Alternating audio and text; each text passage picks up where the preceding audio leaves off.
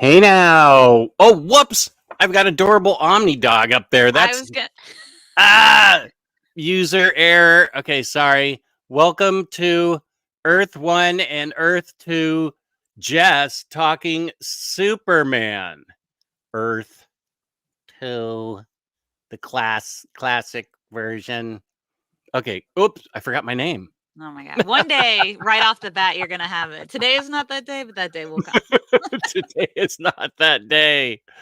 Oh, good heavens. Earth 2 Jess. Nailed it. Yes. So Let's hello just to forget the first few seconds. Everybody forget it. hello to Earth 1 Jess. How are you doing? I'm great. We were chatting beforehand. It's like sun shining, 50 degrees. I'm gonna wear shorts on a walk later. I'm really feeling the high of the sun right now. The high of the sun, The red sun? the red sun, like a certain Kryptonian feels the high of the Mm, yellow sun. that is how it Um, feels. yeah, it is nice out. I was telling Jess before the show that I'm incredibly sweaty right now because I've been doing a ton of chores for visitors, and I had to get firewood because so the fireplace would look nice aesthetically. Mm. Um, but we wouldn't use it because yeah, it's like 50 degrees here too. Yeah, we haven't seen the sun, I feel like, in weeks, not to be dramatic, but, like, a couple days ago, there was the first peak of light, and I did feel a little Kryptonian because I didn't realize how just down in the, like, winter blues I was, but I'm feeling the high of the sun for sure. Okay, good. I Yeah. don't mind. I don't mind the cold. It's the heat I've Yeah. never adapted to. I Yeah, just I won't feel this way when we do shows in July and August. You'll be dealing with a different version of me. Grouchy, yeah, also hating wiping the my brow. sun. Yeah. Yeah. Um, so we read two books, and I'll get to them in a second. We read Superman Red Sun Mhm. and Secret Identity. So these are two of our Elseworlds tales. Yeah. And I feel like we've hit sort of the origins now, and after this, maybe we can go after particular runs that we Runs. liked. Omnis, Deluxes, um, Rebirth, New 52, Mhm. stuff like that. World's Finest, it has Superman in it. Just It saying. does. It does, yeah. Um, so let's say hi. There's Lily. Hey Lily. The other Hello. that day, those people too many, too personal. Yeah, etc. etc. She gets it. Sazmerv, nice. James, super producer here. Always on it with the emojis. Yeah, what I'm not are those? Masked people and a masked masked, it's a masked trio. I thought Yeah. that I thought that blue one on the end was reading a book, so I wasn't sure. It kinda yeah, I'm not sure. James, are you trying to say there's gonna be a secret cameo of someone? Why are there 3? Please explain. Maybe he's one of them. Oh. Oh, you're with us. That's cute, James. I love that. Thank you. Yeah, I feel it. Oh, is that what he said? Oh, okay. Um, you stumbled onto this channel by chance. You mean to tell me you are both called Jess? It's not a coincidence. It's part And of. neither of us got our names legally changed to participate in this show. It was just, That's right. And neither of us was named after a famous superhero in the comics, like in Secret Identity. Mm. Wait, Arya, you were already first, but did it? Arya, when I created the show last night, because I had been having sleep problems, but Mm. they've been fixed, I think, very much.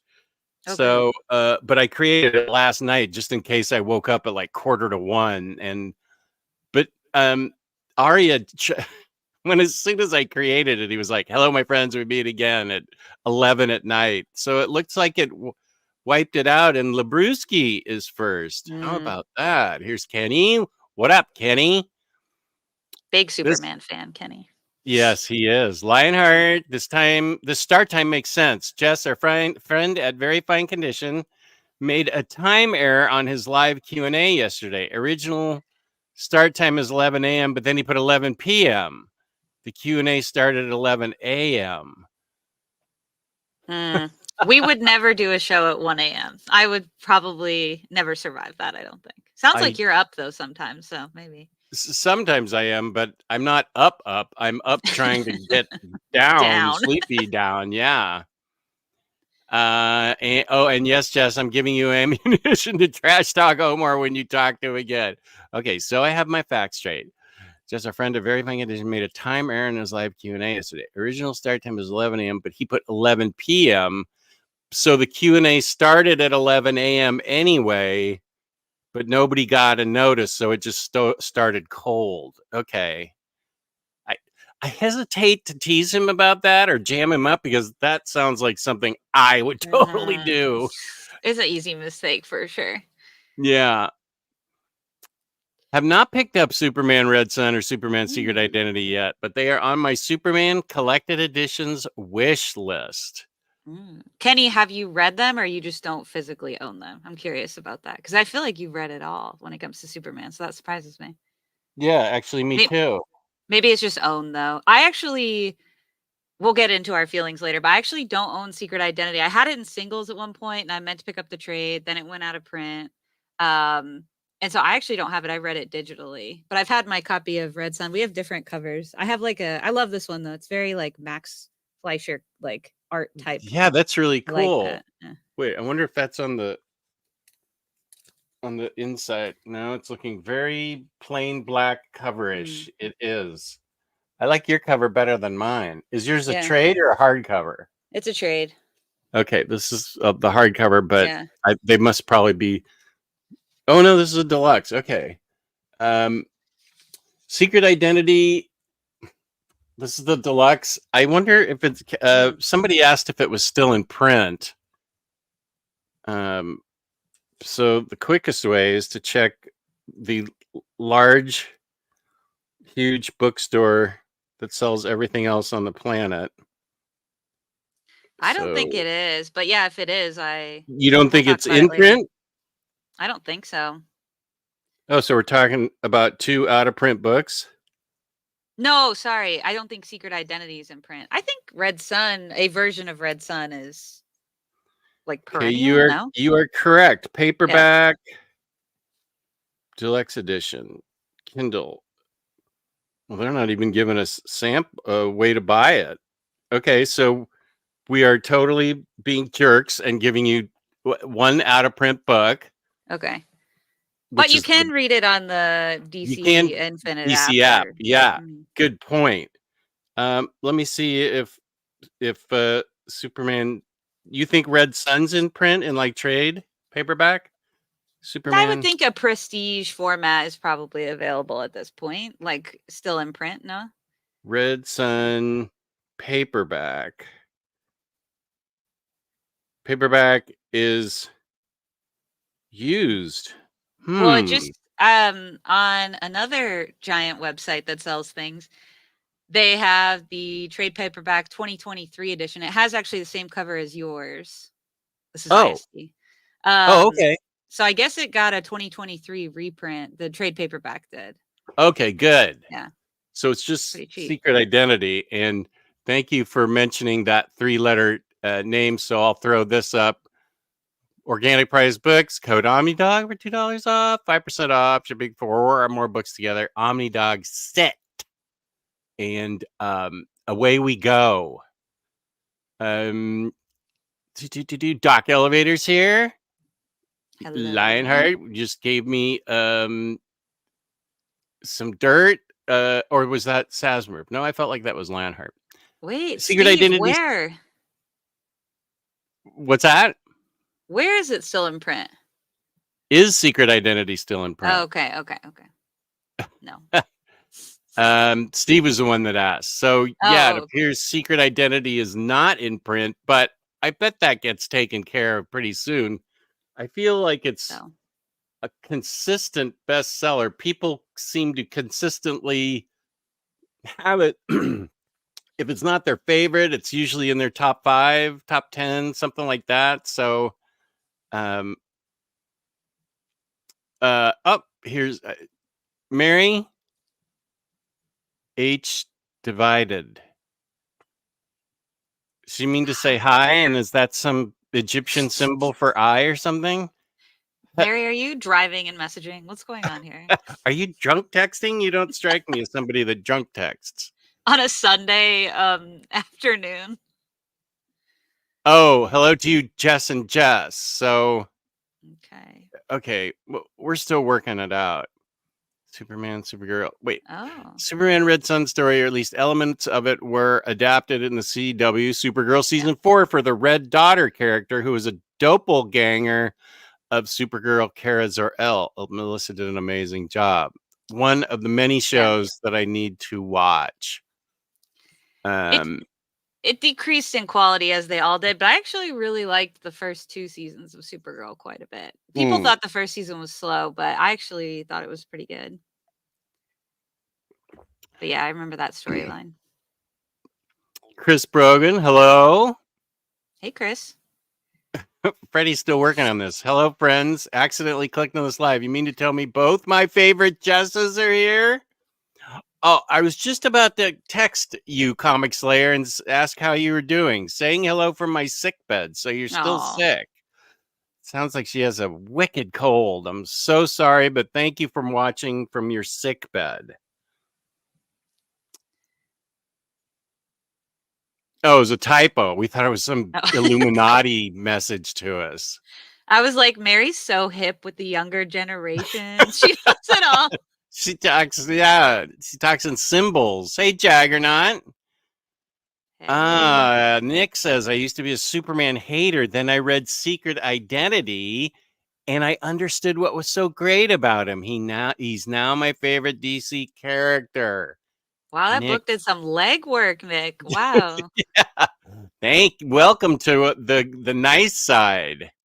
To quote Disney's Hercules, went from zero to hero in his Nothing eyes flat. quick. So where would you like to start with this? These 2 books, one of which is out of print, and the other one that is in print, and both pop up usually when you ask like top 10 of the people generally. I'm not saying all the time, but a lot of times people name Red Sun and Secret Identity in their top 10 maybe. This is probably the 5th time I've read Red Sun, and probably the 6th time I've read Secret Identity, but I still I still had forgotten some parts in this because it's a pretty deep dive into Clark's frame of mind and his psyche, and what it's like to be named Clark Kent in a world where Superman exists in the comics named Clark Kent. And so let's do. So I'll say I'm going to propose Red Sun first, and my logic is, for me, I've read Red Sun also probably a handful of times, and actually I reread it a while ago. So if my memory is not the best, because a lot happens in both. Red Sun has so many plot points; it's kind of out of control at times. But but Secret Identity, this was only my 2nd time reading it. So I'd rather start with Red Sun because it's like waters we've treaded a lot. And I agree. They both come up on top 10 lists, but I actually think I've seen Red Sun a bit more. I feel like Secret Identity is a little bit of an underdog in like self-contained super stories. Yeah. So let's start with Red Sun just because it's more well tread, if that's cool with you. It is cool with me. Earth One, Jess. I think it's a great idea. So what did you say? Oh, Red Sun. Red Sun. Yeah. Do you want me to read the back if you want to show some of the art? Yeah. Let me move this, and I will share my screen and you can read the back. Yeah. Good idea. The art is by Dave Johnson. And this is by Mark Millar. Let our enemies beware. Strange visitor from another world who can change the course of mighty rivers, bend steel in his bare hands, and who, as the champion of the common worker, fights a never-ending battle for Stalin, socialism, and international expansion of the Warsaw Pact. In this Elseworlds tale, a familiar rocket ship crash lands on Earth, carrying an infant who will one day become the most powerful being on the planet. But his ship doesn't land in America. He is not raised in Smallville, Kansas. Instead, he makes his home on a collective in the Soviet Union. There is only one superpower now. So yeah, this is an Elseworlds tale in true fashion. We could chat about if Secret Identity counts as Elseworlds or not. That's going to be interesting to chat through. But Elseworlds in the sense that, like, okay, we have the same sort of main characters, but they're put in a different environment or timeline, and so it changes up the story. In this case, our Kal-El lands in the Ukraine during. Let's see, what year does this start? I'm trying to. Does it say? Well, when Stalin's still in power. So and Ike's 40s? still in office, so I would say the 50s. Late 40s, early 50s, maybe. Yeah, of course, this messes with the timeline of who were in the presidents that were in office and stuff. So yes, because we get what is probably the most unfortunate looking version of JFK that has ever been shown. But yes, it does mess with the timeline. Yeah. Who's president after the assassination of President Nixon. So I'm guessing mid 50s, Cold War. I don't know that they actually ever name it, but I don't think they do either. But they have a lot of daily planets here, but I don't know that. I think we could say mid 50s. Yeah, all it says is in the middle of the 20th century. So yeah, 50s is a really good guess there. Okay. Yeah. I never noticed it didn't give a hard date, I guess. I never noticed that till we were thinking about it. So yeah, Kal-El is in Ukraine. And then there's a lot of similar characters. I suppose we could set the stage. It's not a spoiler. Most of them are still on the US side, but we do have a stand-in for Pete Ross, Pyotr, who works for Stalin. Wait, isn't he Stalin's illegitimate son and a big jerk? Yes, but he is technically, I think, the Pete Ross. Oh, interesting. I did not pick up on that ever. Pyotr and Pete Ross. I did see the Lana Lang analog. Oh, yes. That was easy, but what's Pyotr's last name? I believe it's Rusnikov, or is also with an R. It's the most action Pete Ross has ever gotten in a Superman comic, probably. Usually he's pretty relegated to the background, but if this is a stand-in, he plays a pretty major role. Okay, yeah. Pyotr. Yeah,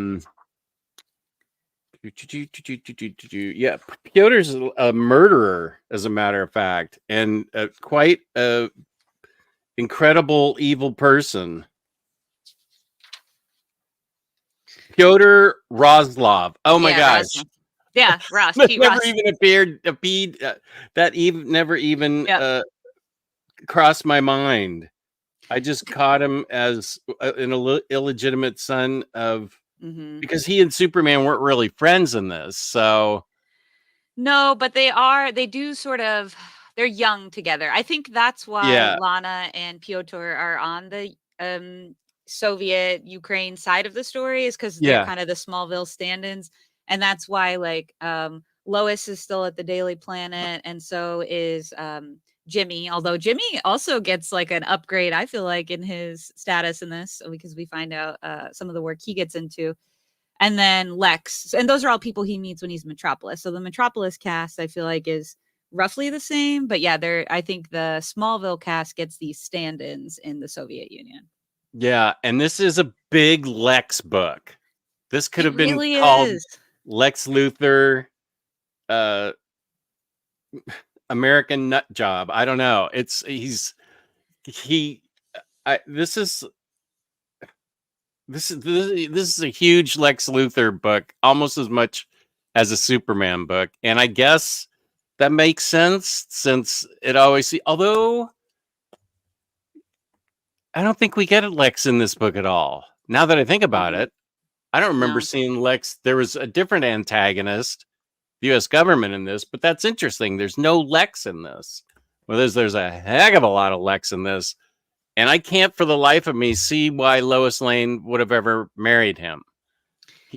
Yeah. So when you start the story, Lois works at the Daily Planet, and Lex is a scientist. I believe it's Star Labs, and they're engaged at the beginning. And to be fair, you mentioned this is a Lex book. So one question I have when we get to end of talking about this book is, what do you think this book is about? Because in theory, you could say it's like kind of a nature versus nurture book. Like, what's innate to Clark if the book is about Clark, which I'm not sure based on rereading it, and even as you framed it, it's very much a Lex book. If this is about Clark, nature versus nurture, what is innate, what comes from him, right, and his qualities, and then what is like what Ma and Pa can't, and growing up in a small town in Kansas, this is a good little social experiment to ask that question. But Mm-hmm. it also kind of asks that question of Lex, like, who is Lex, when Superman isn't perceived as the hero. Like, that's an interesting thing as well. So, but Lex is okay at the very beginning. He doesn't start going a bit mad until the US finds out the Soviets have this like super powered being, and they need to task scientists with taking them down. Because in this case, as you said, it's kind of like an escalation of the Cold War, but instead of nuclear proliferation and all this, it's in a nuclear arms race. It's like super powered beings. Right. But yeah, he becomes a jerk immediately because he's like, "Oh, I'm gonna be the scientist. Well, then we're gonna have to postpone the wedding." Like, why? So yeah, I agree. Immediately, he's awful, but he's okay in like the first few pages. So maybe he was great before this, and we just don't know. Hmm. I think that's a fairly odd pairing, as he shows absolutely no redeeming romantic or interpersonal qualities whatsoever. So I'm not sure why Lois would have been attracted to him. I don't. I don't. I I enjoyed the parts where he was always engaged in like 15 chess games while reading 45 books at once and Mhm, stuff. I mean, mhm. that's okay. Um, and he hands Jimmy Olsen, who is a CIA agent, or at first he's just a government agent, I think, but he hands him a piece of paper that balances the budget for Eisenhower. Um, if he leaves me alone, I'll give him a permanent cure for inflation too. Um, so I don't I don't see the attraction between them. It seems more like a convenience to Mhm. stick her name in there, because when they clearly are just a marriage of convenience after, for a long Mhm. period of time, Yeah. she sticks around mostly to serve as a bitter antagonist to Lex. She although she has a crush on uh Da Superman, Mhm. um she she doesn't really interact with him very much, and she's uh she doesn't really have much of a role other than being like bitter hanger on of a wife to Lex, which is fine, but I mean, I don't know what purpose she Mhm. served to move the story forward, except to be like ripping on Marilyn Monroe in the 1980 White House or whatever it was. Uh, Well, I think when we talk about the end, I mean, I agree with you. I think they were like, how can we, and we haven't even talked, we'll talk about this in a second, but Wonder Woman and Batman also hmm, have right. themselves or stand in as themselves, which we'll talk about in a second. But yeah, I mean, I generally agree. I think the evolution of Lex at the very end and who he becomes to the US in the very end, which we can get to later, that is where I think maybe she plays a bit of a role in what his what direction he goes in with some of his advancements. But I don't really, there were some odd decisions, I think, and that's one of them. um But yeah, we do also have real quick before, because this will affect the story very quickly. We also do have Wonder Woman, who is regular Wonder Woman raised, on Themyscira, and she becomes entwined with in New 52 style. She becomes entwined with Superman, and is like super inspired by him. She feels like the socialist outlook replicates their goals in Themyscira to some degree, and so she joins and gets this black and red costume. And then we also have Batman stand-in, who is a little different. He is from the Soviet Union, and his parents did die, but they were killed by, I don't know if we want to spoil this Piotr. as a plot point. Yeah, Oh, okay. I just spoiled it. Sorry. No, that's fine. They're Okay, killed by Piotr. I'll keep. I'll not spoil anything No, else. no, no, you're fine. I didn't know. So that's his like motivation, because someone's got to die for him to be motivated. So he becomes entwined in the plot as well, and so those are also on the Soviet like side of the plot. I think that's kind of all the characters. Were there any others that were like stand-ins or? They had eventually they find Abin Sur. The Americans find Abin Sur's ship, and they get the green ring Yeah. of the lanterns. They develop. See now towards the. Okay, wait. Who is this? What? Who's this old battle axe? Oh, it's Lucy Lane. Gosh, she's a real harpy at the very end when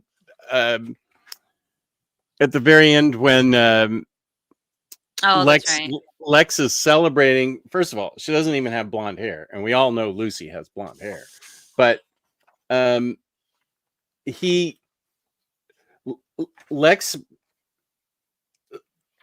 the United States, the Superman, Red Son, he ends up being so successful with his brand of socialism that he pretty much takes over the world, and apparently only the US and Chile are the only countries democracy and capitalist based, and they're failing as countries. Yeah, so one of the, because this will be a big plot point at the end, and I think is the thing that is my favorite aspect of Superman to look at in this book, but it's important, I guess, to say first, like, Stalin is alive at the beginning, as we said, and actually Stalin, instead of passing on to Piotr, the murderer of Batman's parents, aka Pete Ross, instead of passing on the authority to him, he wants it to go to Superman, and initially Superman says no, and is like, I don't want to be all powerful in this way. I'm already. And it's also probably important to note, like, even though he's kind of like working for the Soviet Union, he goes and rescues people all over the world, including the US in direct conflict. So he's helping everyone globally, and he's rejecting power at the beginning.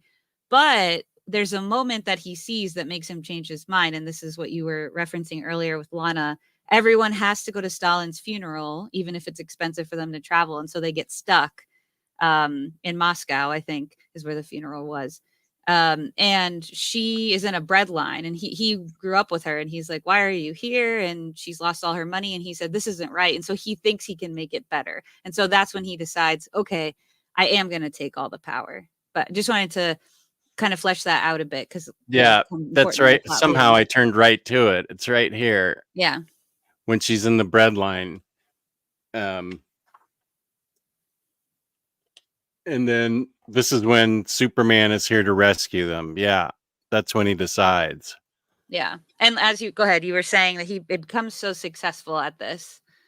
Well, yeah, there's no mention of Stalin's murdering of 10 million people, or however many millions of people he had on his hands, which is, I understand that for this book, but he's I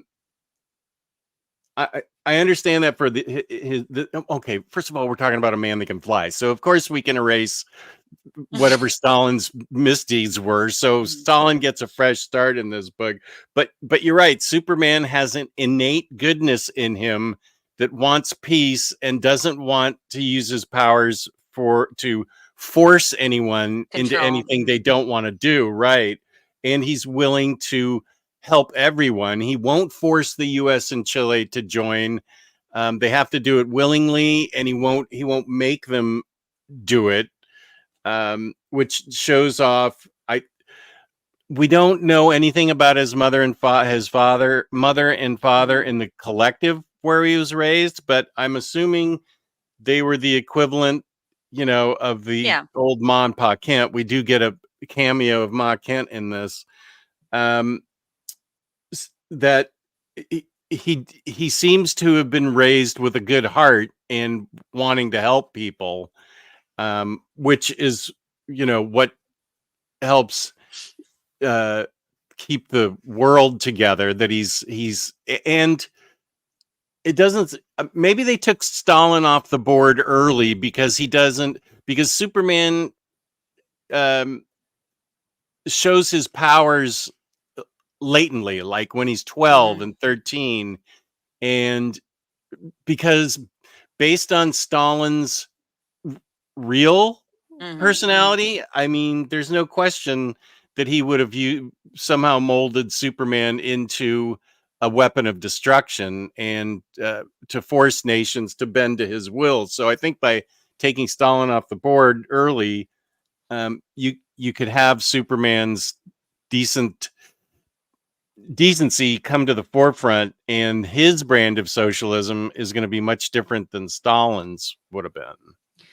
Yeah, and I think also one thing I do think this book did fairly well is I didn't walk away anytime I've read this being like one side was more right than the other. They show how nutty the people in the US were developing these weapons as well, and when they're talking, they're not saying, oh, they're harming people, so we have to stop them. They're like, how can we get an edge over this country? It's not like out of goodwill, right? That they're like, we have to take this guy out. So I do think this book does a good job of not necessarily being like there's an absolute right and an absolute wrong. It's like the power is the corruption, I think, on both of the sides, and I do appreciate that. But to your point, like I'm sure there are things going on in the background and they could have brought them more to the foreground. But I think you're also supposed to see it from Clark's perspective. Like he's uninterested in that power. And he's also living in, as we all are in any country we're in, a place that controls a little bit of the messaging, right? To varying degrees, depending on the country that you're in. And so he's going to only have a certain perspective, which is why when he sees Lana, even though the bread line might be one of the more, well, food is pretty important, but it might be one of the more benign things. They could have shown something quite more visceral, to your point of about the evils. But I think that was enough for him to be like, oh, I've been lied to and I can do better. Like we can do better than this. So I Yeah. did like that it never felt like one side is totally right and one side is totally wrong, but it did show that on both sides, the power and the obsession of power really isn't helping anyone. Right. 100% agree with that. The creation of Batman is interesting, and how he tries to go about taking down Superman, because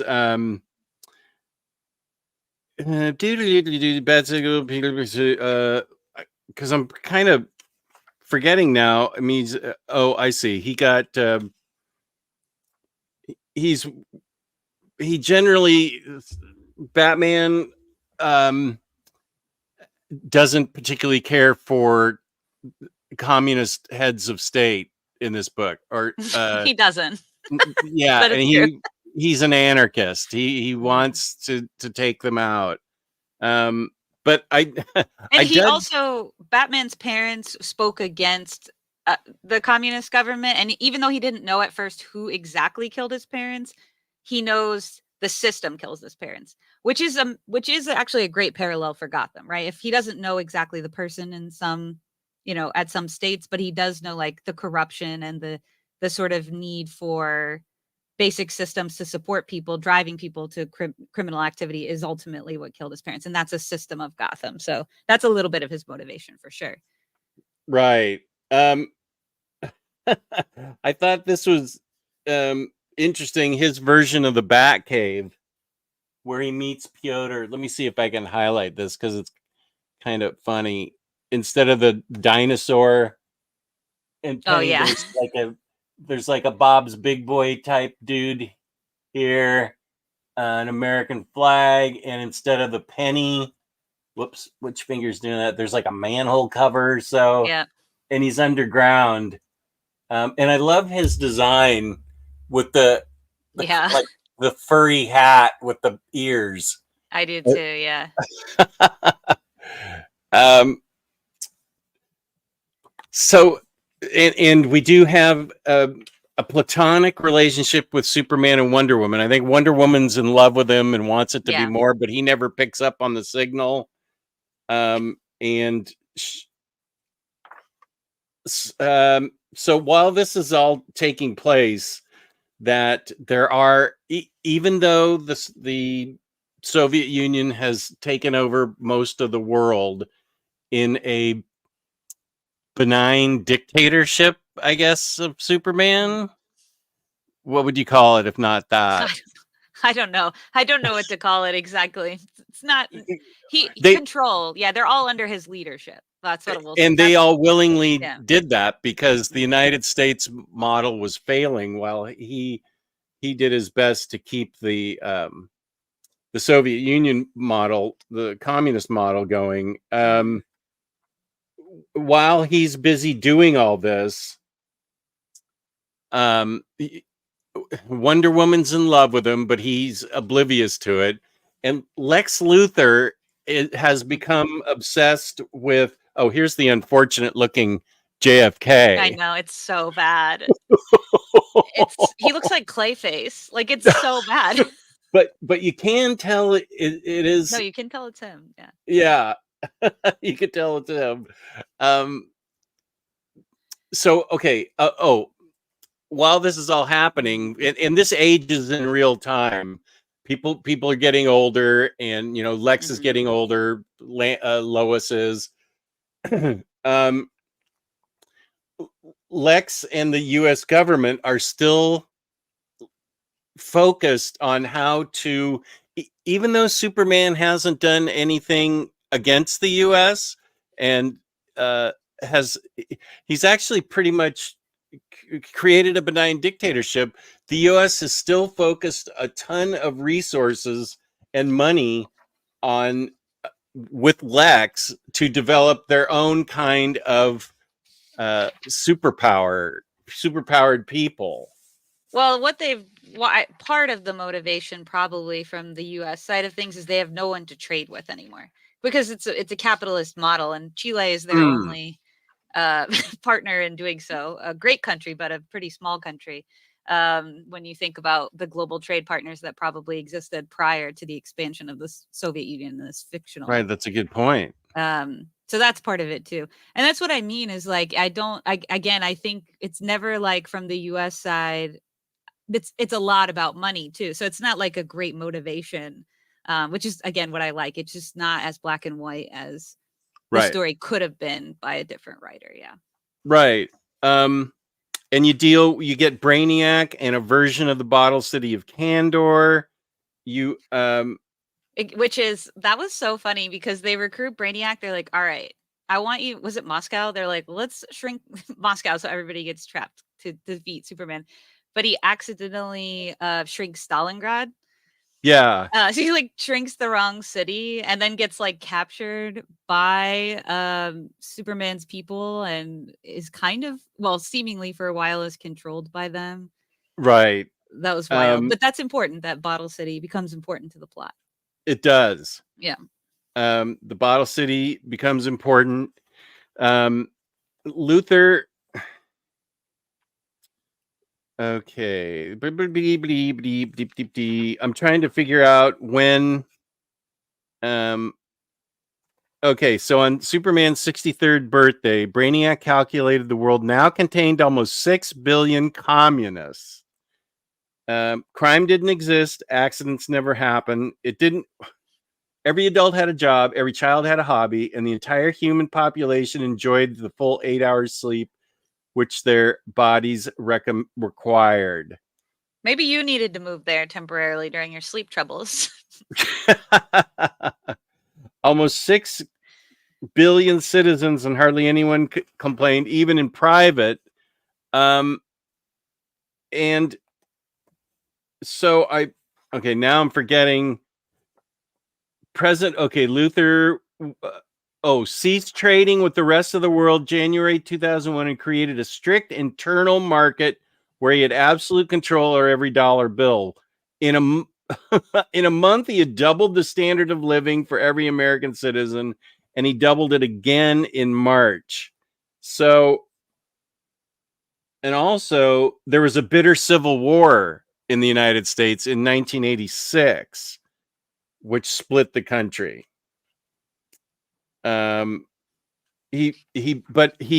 Everything still seems to center around Luther now making this a personal vendetta between he and Superman. Yeah, he's like, we're not going to collapse and the people here are thriving. It's not a good motivation to better people's lives, but he does better people's lives. As a stepping stone to trying to eliminate Superman. Yeah, to be a formidable rival in that sense. Right. So I will say I'm skipping to the very, very end, which I had forgotten about. Oh, before you do that real quick, okay. I know exactly what you're talking about. I want you to talk about that. But just to tie up one theme that we were talking about, after the plot which we can save as a non-spoiler thing, the details of how Superman gets like defeated. But Superman does get defeated. And prior to that, he receives a letter that he opens. And actually, it's not even, I think it's before it's before he's defeated. And it says, why don't you just put the whole world in a bottle, Superman?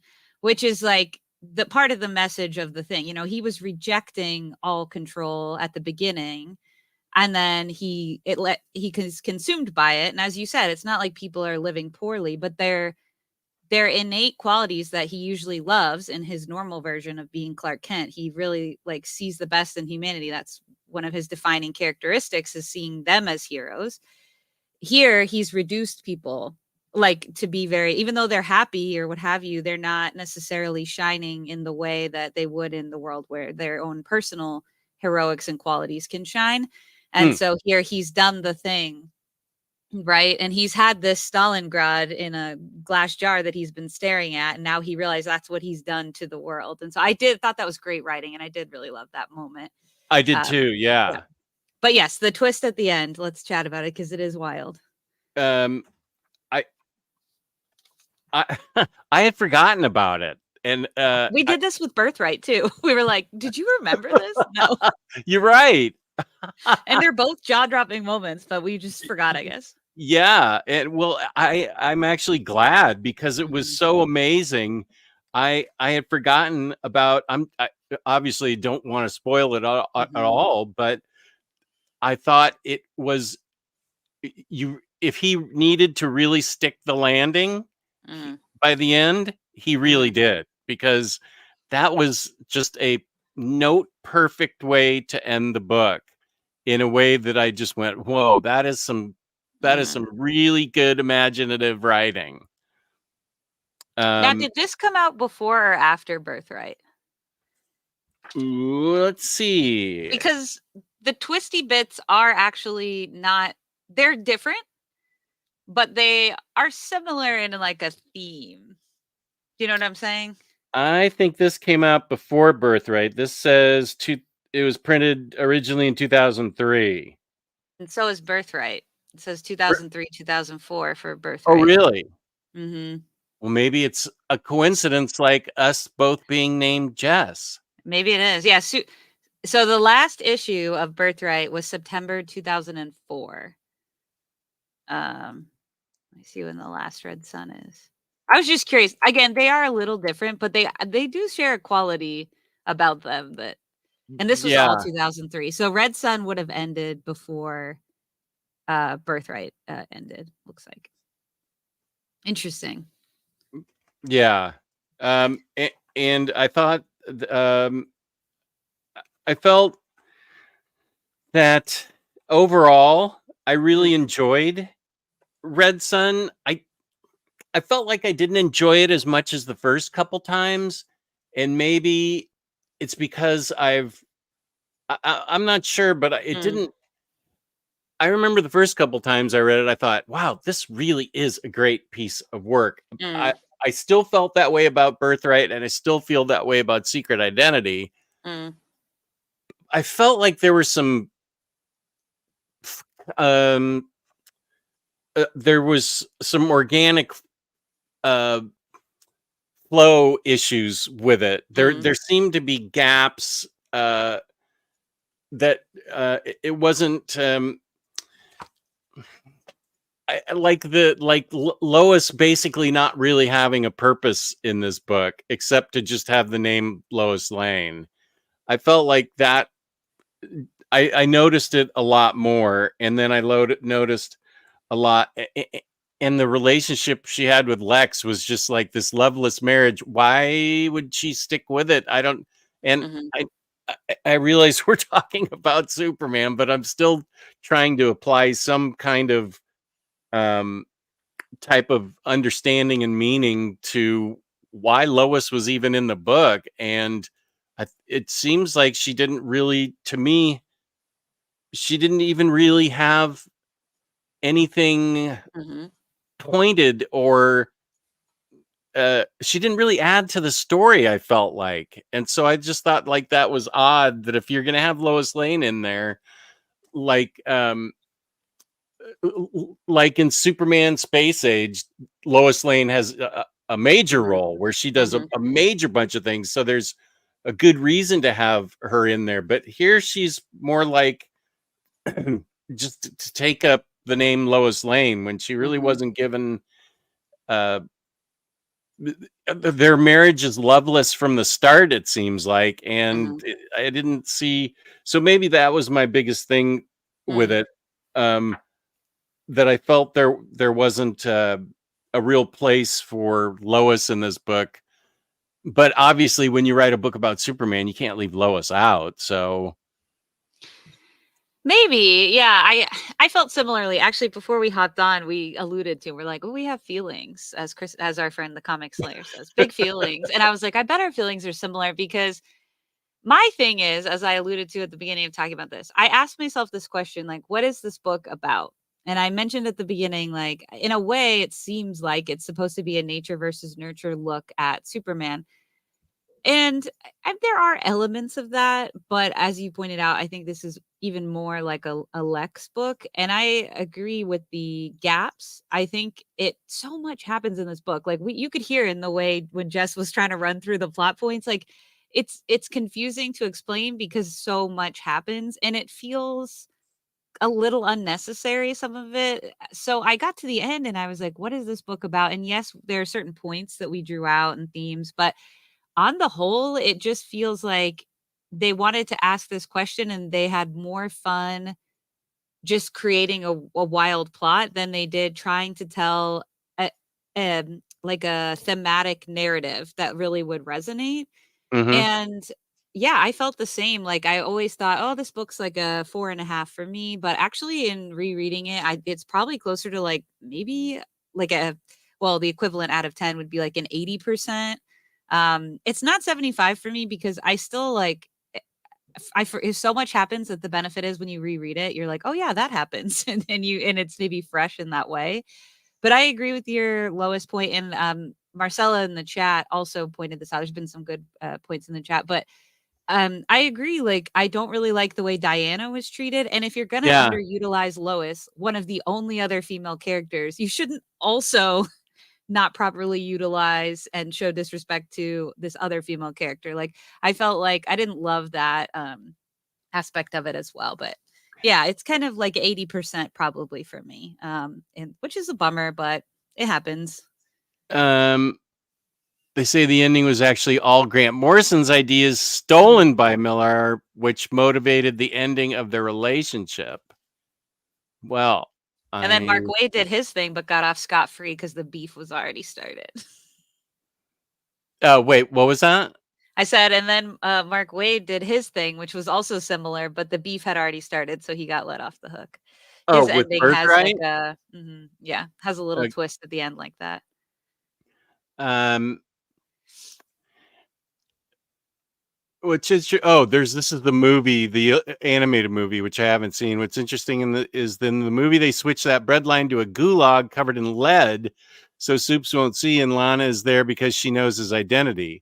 They also don't use the true ending. Oh, Mm, in the interesting. animated. Okay. I believe in a lot of versions, Lois Lane dated Lex before Superman. Could be a reference to Soups never showed in America, or maybe an attracted to power Miller trope. Mm, don't love that. Well, that's better than Mm, some of his other tropes yeah, that's true. regarding women. So, which I hope are in the past, because I've enjoyed his magic The order. magic. I have to. Yeah, I have to. Yeah, that's good. Oh, Jake on his way to get his first Costco card. That's important. I'm a Sam's Yeah. Club gal, but I get it. I get it. If I had Costco is literally 5 minutes away. Oh So yeah, that's if I perfect. had Sam's Club, it's actually right next to a Walmart. But yeah, Sam's Club, and what's the other? It used to be BJ's, but it's something else. What's it called? I can't think. But anyway, yeah, Mm. Costco. Um, I guarantee Jake is going so he can get the big chocolate chip cookie and the $1.50 hot dog. Yeah, the $1.50 hot dog combo at Sam's rules. Yeah. My wife likes the Sam's Club chicken nuggets more than, but other than that, she's team Mm. Costco. We know you're going to get the big giant chocolate chip cookie, dude. I wish I could too. Oh, mac and cheese. Mac and cheese. Oh, I was just talking about the food court. We could have a whole show on You Costco. We could. often do on Omni Bros. We the peanut butter pie took up like weeks of a topic That's funny. on our show. River, hey Jess, I caught you live. So thrilled. I'm glad I'm live too. Thank you, buddy. Good to see you. I would buy an absolute for both of these books, says Chris. 20 years ago, Mm. Red Sun took the Elseworlds tales to another level. I agree with that. I haven't reread it in a while though. Yeah, I agree that this was 20 years ago. This was state of the art Elseworlds. And part of my Yeah.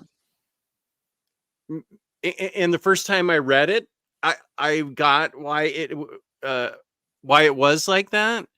Maybe I've read so much now that I'm picking up on things that I wouldn't have picked up on maybe 10 years ago.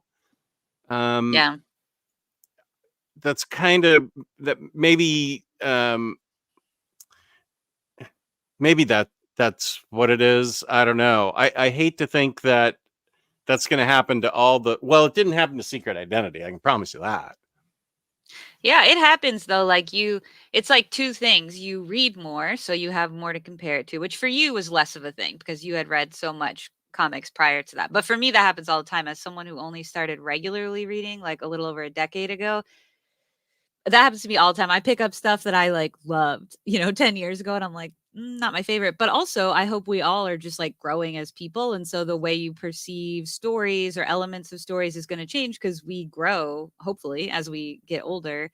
And yeah, so it just happens. And you just got to be like, that's okay. Yeah. Yeah, that's all right. Yeah, I still like this book. I Yeah. still value it as a really good thought experiment and a really Yes. good experiment in comics writing. If it was an 8 out of 10 for me before, it probably was an 8.5 out of 10 for me before. Mm, I would say upon this reading, it was more of a 7.5. mhm. Um, but I'm definitely going to put this under Goodreads because I'm behind schedule on there. So even though I've read it before, too bad. Yeah. I got to get going on Goodreads and You got put to get some. credit towards your goal.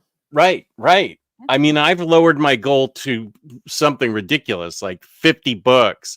If I can't Love read it. 50 books in a year, come on. I tried doing it to 2 books, but then it wouldn't because then I would hit my goal right away, but then Mhm. it wouldn't accept any other books because I'd already hit my challenge.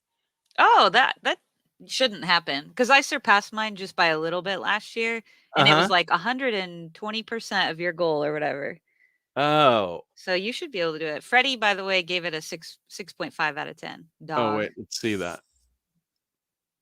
Mm, I get that. Yeah. 6.5 for me, dog. Dang, I'm late. Daniel, good to have you. Dang, I'm late. Love both these stories. Two of my favorites. Ooh, Good, all good, right. good. Um, Going to Costco is a nightmare. Too many people. I don't disagree with that. As you know, I am averse to other humans, especially in groups of one or more. So I yeah, I think it depends on when you go. Yeah. Um, I try to go like well, during the pandemic was definitely a nightmare. I remember that, but I've managed to map it out well enough so that I can go in there and not be too bothered by things. But I do understand what Miriam's saying, and Mhm. Cycle agrees with her it boldly. Um, Jake buys his books in bulk. He has the Costco attitude. He's out of control. Yeah, I saw Jake's latest thumbnail for his video, and he is Oh wildly my gosh. buying books. He's in that acquisition zone mentality. Mm, mm. It had been a minute, but what just came out? Oh, the Deadly Class Compendium. Mm, I just picked that up because it had been a while since I placed an order. But yeah, you gotta throw a couple things in there, get that free shipping. yeah. It's fine. Uh, yeah, I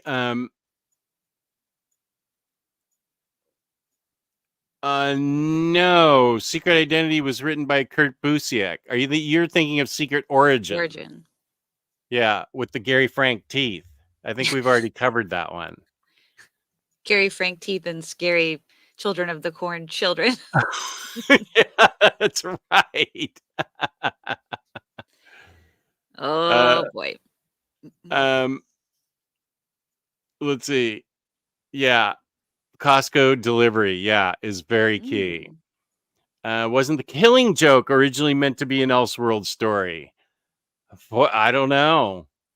That ending is mm, still um, controversial in the fact that we don't really know what happened, but the treatment of Barbara became uh, canon, and mm, she became Oracle from it. So mhm, I don't know what else we take from that book. I haven't read it in so long, and I really don't want to again. mm-mm, That's definitely uh, a book that did not age well for me. mm-mm. No, I didn't like it. Well, I remember when I first read it, but I've not liked it. But cheers to the making the best of things because Oracle's such good representation for people to like give that power back. That was an awesome narrative choice for sure. Yeah, Later, yeah, and she was a good character doing a cool thing, yeah, which I guess is part of your point, yeah, that hmm, not only did she get representation, but made it into a very important part of the Bat yeah, family. So yeah, mm, and the DC Comic Universe. If you can do 5 Omnis in a weekend, you do 50 books a year easily. mhm, Yeah, that's why I set it at 50 and not the 300 I think I did 2 years ago. mm. Last year I did 100 and I still didn't hit it, which is crazy. Um, Kurt Busiek's Secret Identity. Would you like to? Let me see if I can get caught up here. Yeah. I'll look up the description while you do that because I don't have the physical one, but I'm sure there's one online. Oh, Pity Ma, I'm sorry. We're starting to discuss a new book, so all you missed was Red Sun. Um, I don't regret watching the motion comic or animated movie. Wouldn't reread or rewatch it. Ending was spectacular, even if possibly stolen. Okay. Domanicus, Red Sun was a bit of a disappointment for me personally. Not bad, but not the greatest. Okay.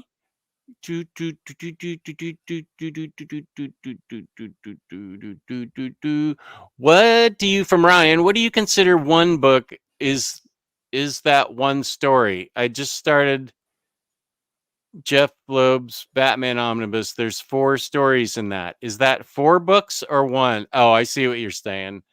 Well, I base it on whatever I can take a picture of, and for the Goodreads identity reader, so I understand that an omnibus could have 15 stories in it, but it's only one book. But on the flip side, if I read 10 singles, that still counts as a read to me, and I would enter those too. And I know a certain viewer who ridicules people for that, and I'm like, hey, you're not writing the rules for my Goodreads stuff. I am. So I don't even know why you're involved in this. So relax. It can be anything you want, Ryan. So if you feel like you're getting ripped off by having 6 stories in different stories in an omnibus, just read a few singles and you can get even with the Goodreads app, which we all want revenge on anyway. Yeah, I think it's like, why are you counting it? Actually, Mary and the Comic Slayer on the Thursday reading update a couple of weeks ago had this conversation. And like for me, it's like, why are you doing it? Some people want an accurate representation of what they read. So they log it as they read it. If they read a single, they log the single. And I think that's cool. Or if they read an Omni, they log it as an Omni. Me, I'm like such a trade person, and I do want the credit because the Omni is long, but I won't, to your point, like in order to not balance it out or make sure it's balanced out by giving me more credit when I read an Omni, I don't log singles. Like I read some of the DC current runs, like loving Tom Taylor's Wonder Woman, but I'm gonna wait to log that until the trade's available and just mark it once I do that. But that's because I'm counting it more by trying to look at numbers and stories. But if you're really trying to capture how you read it, then you would do it exactly as whatever format you read. So I think it's different for everyone. And as you said, there's no police trying to get you. No Goodreads police. No. It's really just a way for me to keep. I used to handwrite everything that I read. It's just a way for me to keep track of what I read, so I can do an accurate best of list at the end of the year. Yeah. And speaking of that, I'm going to be making my honorable mentions list video. I already did I wanted to give some space between my favorite reads of the year and then the honorable mentions. I wanted to give like a month between it. So I'm going to be doing that this week. And then another video I'm going to be trying to do this week. I'm not going to be, because I've got such a crazy schedule of live streams. We're in the middle of live stream mania. I've been doing live streams like every day since Thursday. Oh my gosh. Going through Wednesday. I have a special Tuesday one that I have to get organized for. I have to get my X-Men books all in one room so Peter M can organize them for me live on the air. And I have a feeling I'm going to break his brain when he sees what he actually has to organize. I think I'm anticipating a really fun video. But after this, I've got to cut back on my live streams as requested strenuously from upper management. Some reason she wants to spend more time with me, and even I don't want to spend time with me, but if she does, I have to respect that.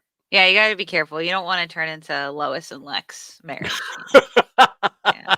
Tread carefully. Yeah. So do you want to read? Yeah, I found one.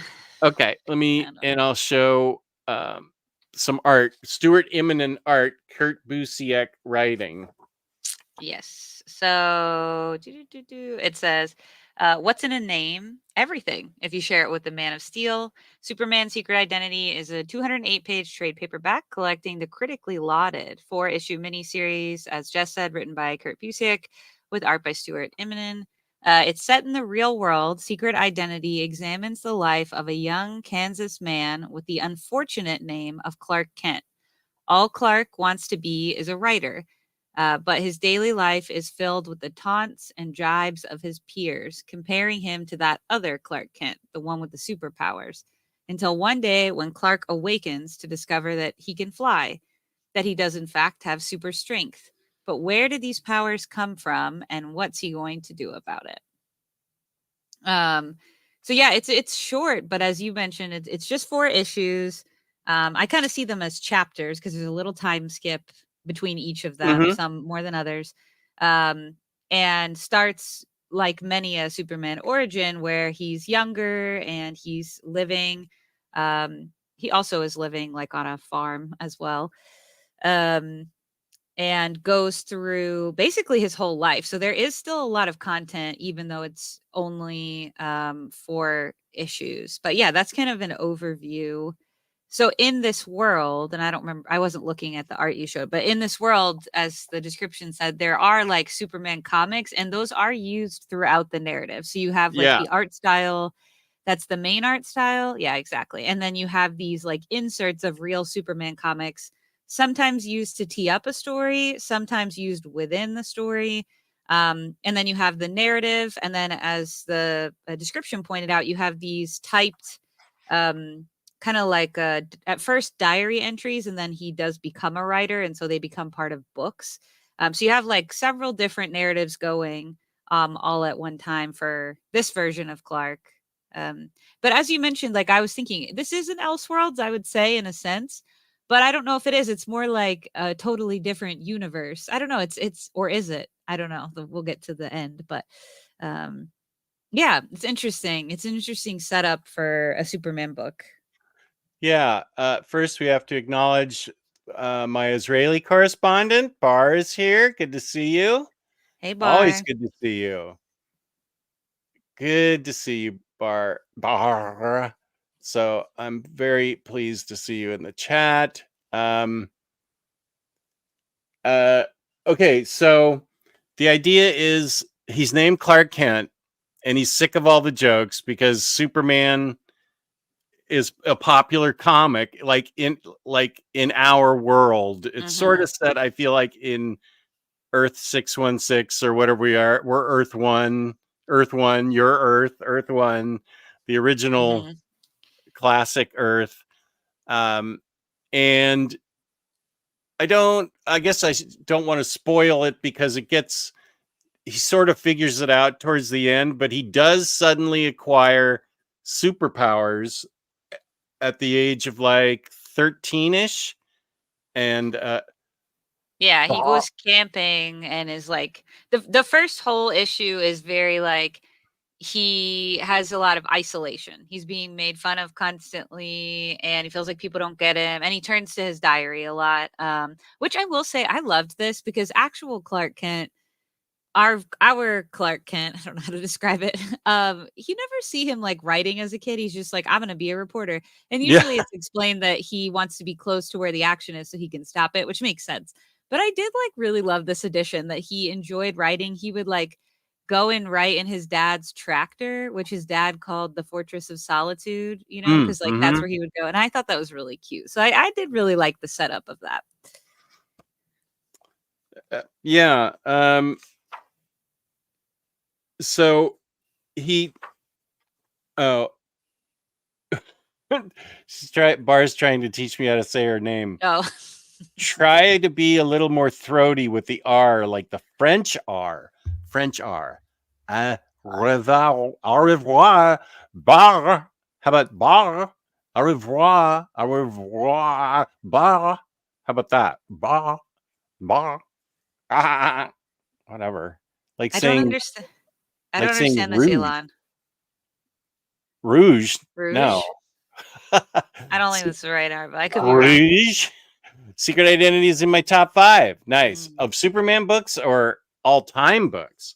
Because what I liked about this what I really liked about this is that it is like in our world, and he doesn't meet Lois Lane. He meets Lois Chaudhry. She's of Mhm. Indian descent, and she is. They get set up because her name's Lois and his name's Clark, and their friends thought it was funny to set them up, but they actually hit it off, and I really like their relationship, and it's a different Lois. And um, when they have kids, they have to deal with the fact that he wants American names, and her Mhm. mom's going to want Indian names, but it's Mhm. not a big conflict. And I, I like that it's she's Lois, but she's different. I love the fact that she's Indian, and um, well, here's how the comics work in Greatest Dog Mhm. Ever, right there. Okay. Um, but I love how their relationship progresses, how they age in real time, um, how they have daughters. I love with the daughters. We don't see the daughters as kids. I don't think we see them as young women. We see them as Um, babies, like, briefly. Hi okay. Issue 1 is, like, he's a kid, he gets his powers, and also he does this was cool because it was, like, if you're a Smallville fan, maybe you like it. The way he disguises himself in Heroics is just moving really fast, so he blurs his face. So that's his, like, a secret identity or whatever, which is what they did in Smallville. That's why they called him the Blur. Like, Oh, when he okay. started using his powers, because they also didn't wanna use, like, Superman, so I thought that was cute. But yeah, issue 2 is, like, Lois and him dating. Um, they were so cute, I totally agree. Like, that date was so cute. She shared that, people had set her up with a bunch of Clarks, and he had been set up with a bunch of Loises, and it was, like, really good chemistry. I don't know, it Tom Taylor, or not Tom Taylor, Tom King, sorry. Tom King writes really good relationships. I always think they're interesting and they feel very natural, Hmm. and I that's how I felt reading this couple. Like, I really liked her too, and I liked how she responded because issue 2 is, like, the Daily Planet and they're dating, and he's doing more heroics. He's got a costume at this point. And how their conversation goes around the revealing that he has powers, I really liked her response to that. She's such an empathetic character, like strong-willed, but also very empathetic. I really like Yeah. that. And um, besides falling in love, I thought this was a great way to use this. The US government is constantly trying Mhm. to find him, take him down, and study him, even though they consider him a threat, even though all he's been doing is saving people. And I can't say that's not how they'd respond. Mhm. I it- you'd I, if this actually, let's just say this actually happened in real life, Mhm. you'd have to build up a lot of goodwill really fast and Mhm. pile up the credits in your account, so to speak, for people to trust you, Yeah. um because the government's going to see you as a threat even if you're doing good. If Mhm. you have the people's support, because nothing you're doing nothing but good. But if you fly off with a burger and forget to pay one day, Mhm. it's over. So he's Mhm. got to be, he's got to be 100% focused. Um, and he again has a strong family, even though he's named Clark Kent, and his father eventually tells him he's sorry for that. Uh, um, the U.S. government constantly is trying to take him down and study him, and they do. Let me highlight this because it Yeah. shows how the comics are used Mhm. in this too. They do eventually take him down and take him in to be studied. Mhm. And then the next page is using some of the classic comics interspersed with Mhm. his uh, being examined. and he sees a a lot of evidence of their finding others that they Mhm. wanted to study, or that they have studied and they didn't fare so well. Mhm. And of course, he has the exact reaction we all would as Mhm. he destroys that facility. But it also leads to a relationship with a government agent on Clark's terms of, if you leave me alone, we can help each other out. Yeah, 'cause I think what you showed was issue 2, but I'm not sure. But in issue 3, that's, like, the family themed one, so the babies are there. Well, like, Lois is pregnant, and then they're happy, but then, yeah, he freaks out because he's like, "If this is how they've treated me, like, I've gotta do something different for my kids." And so that's sort of the trade-off he makes with the government agent. I think the kids are, like, the big motivator, right? Like, "I can deal with this myself, but I'm not gonna put my kids through that." Right. I'm trying to see what issue it was. He reveals himself to Lois. Um, In 2, I think, right? is it still two? Yeah, because I think 2 is, like, he's isolated in 1, and then Yeah. he comes into his powers, and then in 2, he finds not only a Okay, you're purpose with right. his powers, but also the Yeah. connection. But I think there's the moment where he freaks out, but then she reassures him at the end of 2, and then 3 is, like, it starts getting serious because the government's not letting up, and then she's pregnant, so he's really concerned. Right. Um And he's also helping the world. Um, Mhm, this part, the Red Cross brings. They named a place in Africa where the government in Africa, the soldiers would steal the Red Cross stuff, and so he ended up delivering the medicine to the people that needed it the most. mhm, And I think that I like that he isn't trying to topple any governments, because if mhm, this is the real world, where do you start? Where do you start and where do you stop if you're trying to topple a government? And mhm, then what do you do after you topple that government? Is he going to stick around to establish whatever the people want? So, mhm, I mean, that's a pretty sticky situation. So I like the fact that his solution was get the aid to the people who needed it, and make it so the soldiers couldn't steal the aid.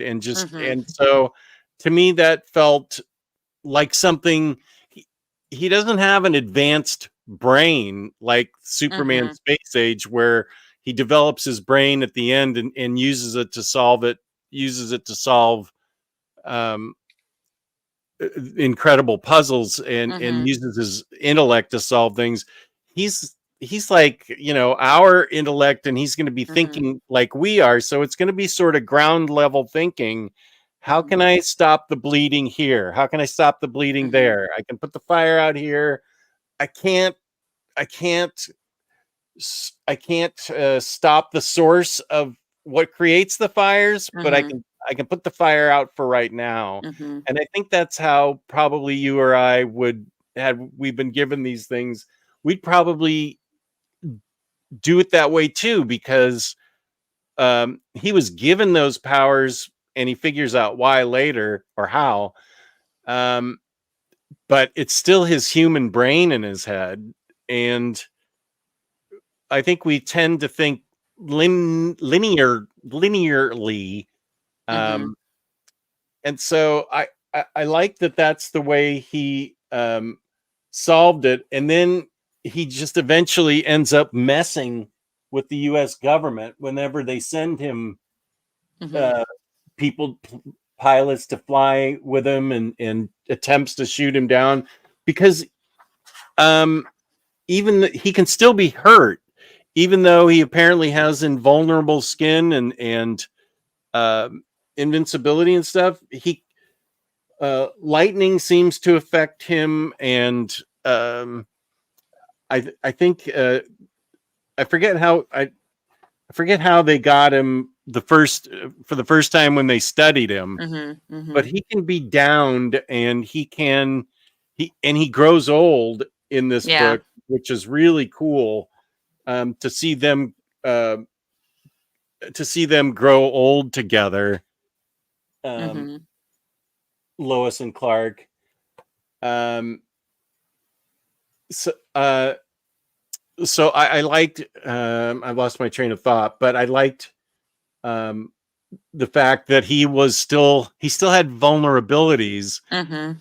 Um, Still used his powers for good, because that's what we all hope for, and that's why, to me, he's always a symbol of hope, because that's what he uses his powers for. Um, but the romance in this is really sweet and Mhm. really seems real to me. It Mhm. feels there's nothing um fake about this romance. It seems really cool, that um these two seem to vibe so well, even though they're from different cultures, so to Mhm. speak. They they really seem to connect, and that's what I really liked. Yeah, it's a really good romance. I totally agree, and I had forgotten. I mentioned at the top. This was only my second time reading this, and I think my first time was really early on, and I wasn't a fan the first time I read it. Like I was like, oh, that was fine, Uh-huh. and I haven't reread it since then. But I reread it for this, and I loved it. That was a huge part of it, and the other huge part, as you mentioned, like I think the vulnerability, yeah, where he's aging and he doesn't have invincibility in the truest sense of like the way we would see with Superman, is, to me, I think why this partly gets recommended as actually a great place to start with Superman in a sense, is that he is like so many a stand-in for us in the sense that we're all familiar with Superman. No matter how you feel about him, he's probably globally anyways one of the most recognizable like mythological characters. I think that's probably true. And I think this is a story about like how stories can be powerful and Mm, empower you, right? mhm. Because I think if he became also invincible, it wouldn't carry the same weight. But he has something like a benchmark to strive for and still does, even though he has a lot to lose, including like when his kids are about to be born. He's like, now I have even more to lose. Um, and one thing I loved about him as a character is when his kids get older, and this was a good marriage talk as well between him and his wife. They don't they don't have powers right at the beginning, and so they're not sure. Like the parents aren't sure, and then you learn the girls are doing some superheroics but haven't said anything. Let's wait for them to come to us because I know what it's like to bear this like cross of like multiple identities and secret identities. And I thought that was just very human. Mm. And I think he's learning that from being exposed to the story of Superman. And like, I don't know. So I just think it's a good example of the power of stories, which I also think works well for a character like Superman, who some people feel like might be a bit passe or a bit overpowered, but like that inspirational benchmark, right, remains. So I just loved it this time around. I think it was great. Oh, I'm so happy to hear that, Mhm. because yeah, this is um a lot of times, I think, whenever Taylor, Minister of Comics, and I would talk, I Mhm. think he preferred Secret Origin, and I always preferred Mhm. Secret Identity. But I got why he preferred Secret Origin. But Secret Identity to me is, I feel almost this is as special to me, to my heart, as Superman Space Age. For some reason, the romance in this issue, between them, and the real life aging, I feel, Yeah. maybe that's what I see similarly to, Superman Space Age in this, Mhm. is the the sort of real life aging, and the romance that feels real between Lois and Clark, although we Mhm. have a different Lois. But uh and it seems, okay, I forgot that there are other there are other things that happen in the book that can only be attributed to the same thing that helped Clark become Superman towards the end of the Mm-hmm. book, as he's older and he's starting to as he's starting to I don't think he's winding down his career, but he's acknowledging the world is changing. Mm-hmm. So I'd say they look like these look like teenage girls to me. And I love that they're twins, and I wish we could have seen like like growing up the Silver Age imaginary stories. You'd Mm-hmm. have a story of Lois and Clark having babies and what the kids were like. I would have loved to have seen like another 20 pages or another 10 pages of what these girls were like growing up, Mm-hmm. because Busiek has written them as such, and I won't show anything else because then that'll give some things away. Busiek shows the girls as not only having a good relationship with their parents, but with each other too, and being there Mm-hmm. to support each other, which Mm-hmm. I think everybody, if they had twin girls, would really hope for, that they would be lifelong friends as well as sisters. Mm-hmm. And I I think that um uh I just I don't know. This is a I know. 9 out of 10 for me. Mhm. If not a 10 out of 10. I don't I'm the okay, the thing that keeps it from being a 10 out of 10 is Mm, I'd like 10 more pages of the twins. But other than that, I don't mhm, it's hard to say. Well, okay, I will give this 5 stars on Goodreads. So mm, that, to me, if you use the math, to me that's a, well, I guess mhm, it would be expanded out. I don't know. This is going to be 5 stars, and I'm going to write in the margin 3.5 stars for Red Sun. It's not quite a 4, but it's not a 3. It's like right in the mhm, middle between 3 and mm. 4. Um, but my opinions change so much on this. The next time I read it, it could be completely different. Yeah, Um, I for sure, 100%. Yeah, it changes as you and, like, I think a book like Secret Identity, especially, maybe more so than Red Sun, you would also feel different, like, if you're older. Like, I can only imagine like, you have a daughter that is grown and growing, and, like, I imagine that when you're reading issue 4 especially, it's even more impactful for you in that way. But I agree. I have 2 complaints about this book, and they're very similar. One is I would have wanted just one more issue. I would have hmm, wanted, like, childhood, dating, the birth of the babies and the government stuff, and then one in between before this aging and reflection one, which is really where you see a lot of the grown up girls, just like jammed in fourth, and then make issue 4, issue 5. And then I am split on the art. I'm not sure. I oh, on think the art. the art, it's either the art or the coloring or a combination of the 2. I Oh, think it works well, and some of the early pages have him, like, when he goes to help in that flood. I think it looks cool when he's in the sky and you see the flooded buildings. It's yeah. great. So in the big heroic moments, it really works. I think in the intimate moments between him and Lois, the coloring is better, so it works there. But there are times, particularly in the first couple issues when they're kids, I don't know, it's I can't tell if it's the inking and the really thick lines or the coloring. It's really unclear to me, like, what exactly it is about the art that just doesn't Let's quite always work for me. let's explore this then.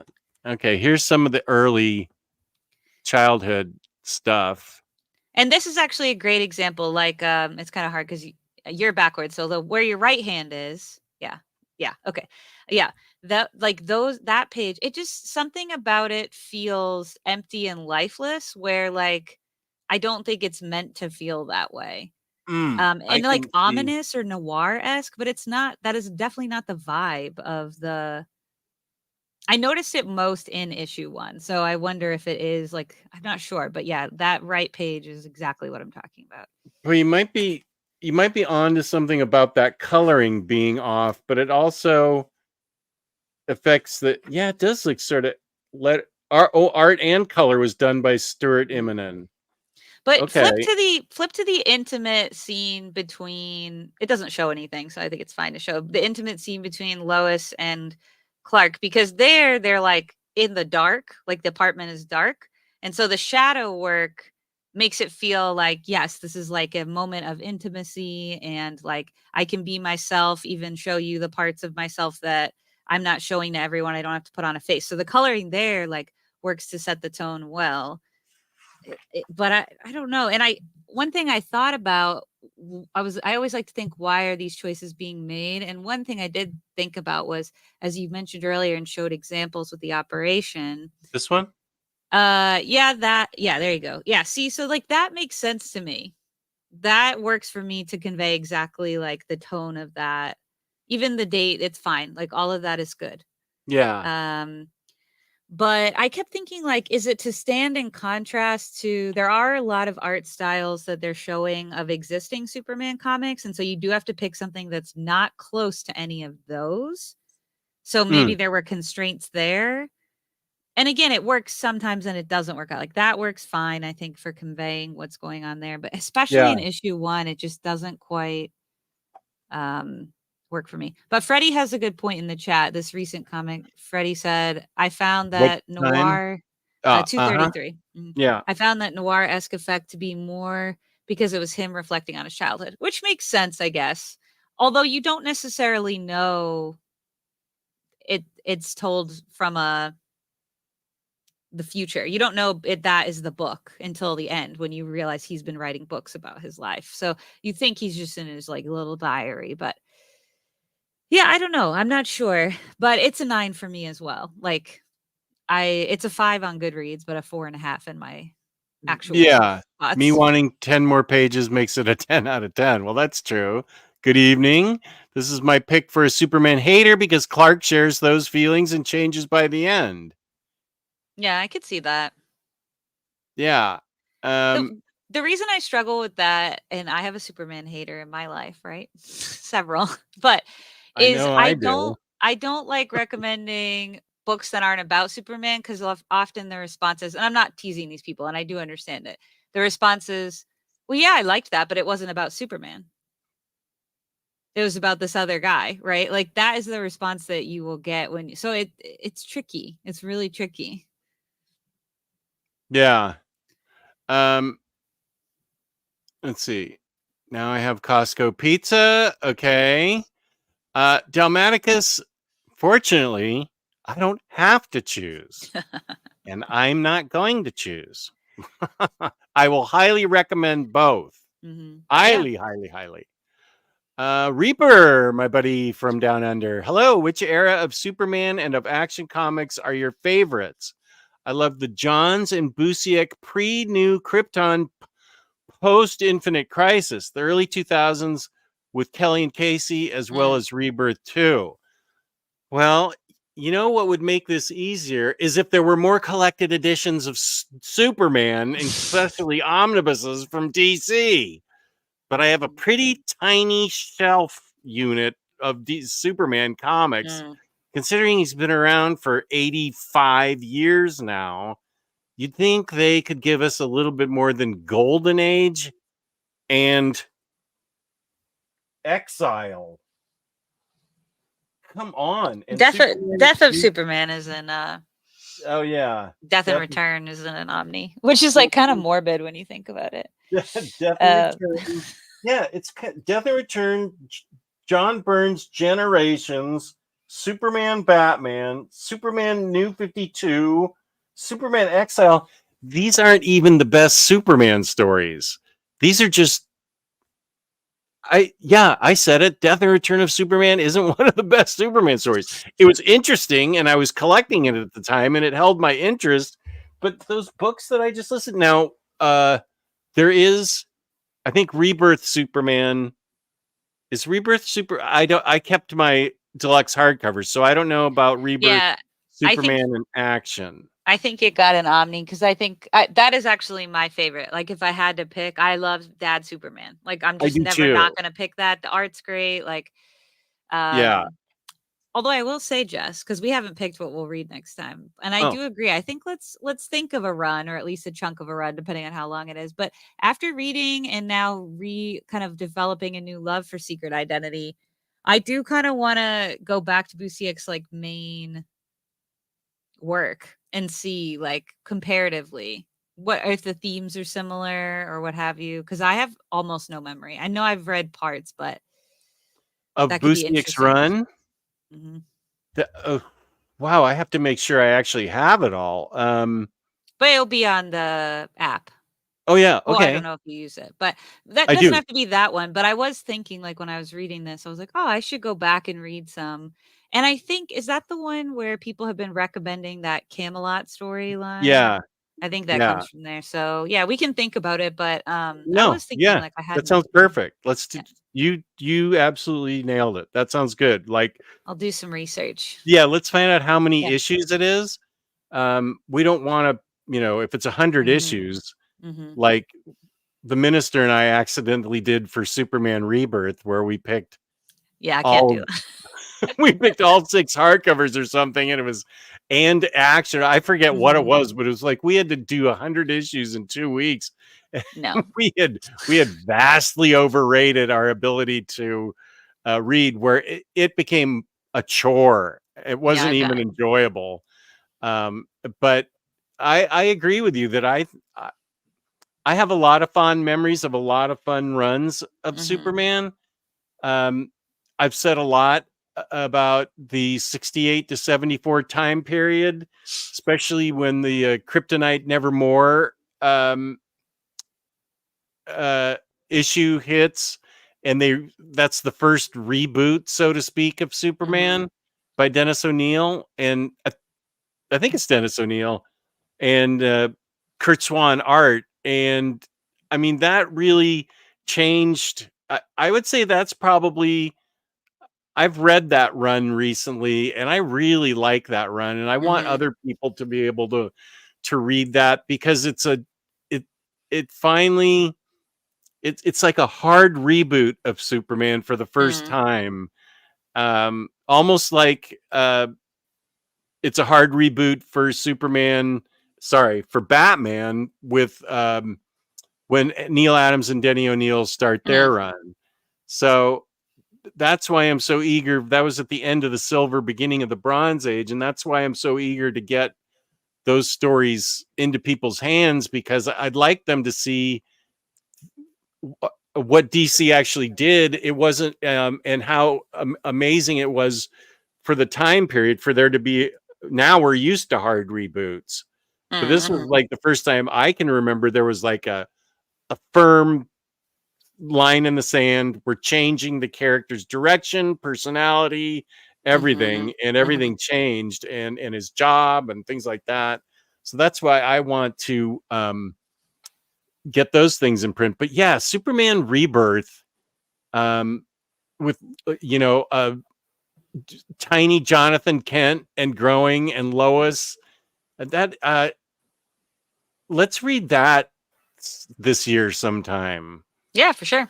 Um, and action can be a separate thing because action is of course more action oriented, but I feel like Superman, is that Tomasi that Mhm. does that? Yeah. Mhm. Okay.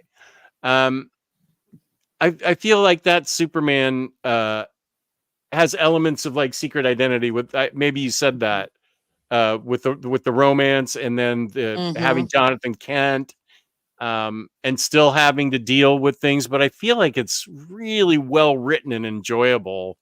Yeah. I'd love an excuse to reread that. I don't think I've read it since the minister and I did that 100 issue Mhm. read through, and I think that was like 5 years ago. So we know Yeah, it I've sounds good. always uh I would have forgotten it, but Mhm. um so that was a long answer to you, Reap. It was like a 10-minute answer. From Pitymog, question: Superman Adventures radio show, 1946, Clan of the Fiery Cross. Was that an actual comic, and is it collected? The radio show can be found on YouTube, and it is excellent. Superman and the Clan, I think, is what the cart. That was a radio show back then, and then Superman smashes the Clan. was the Gene Yang comic that was Yeah. recently made, and it's excellent. It's really great.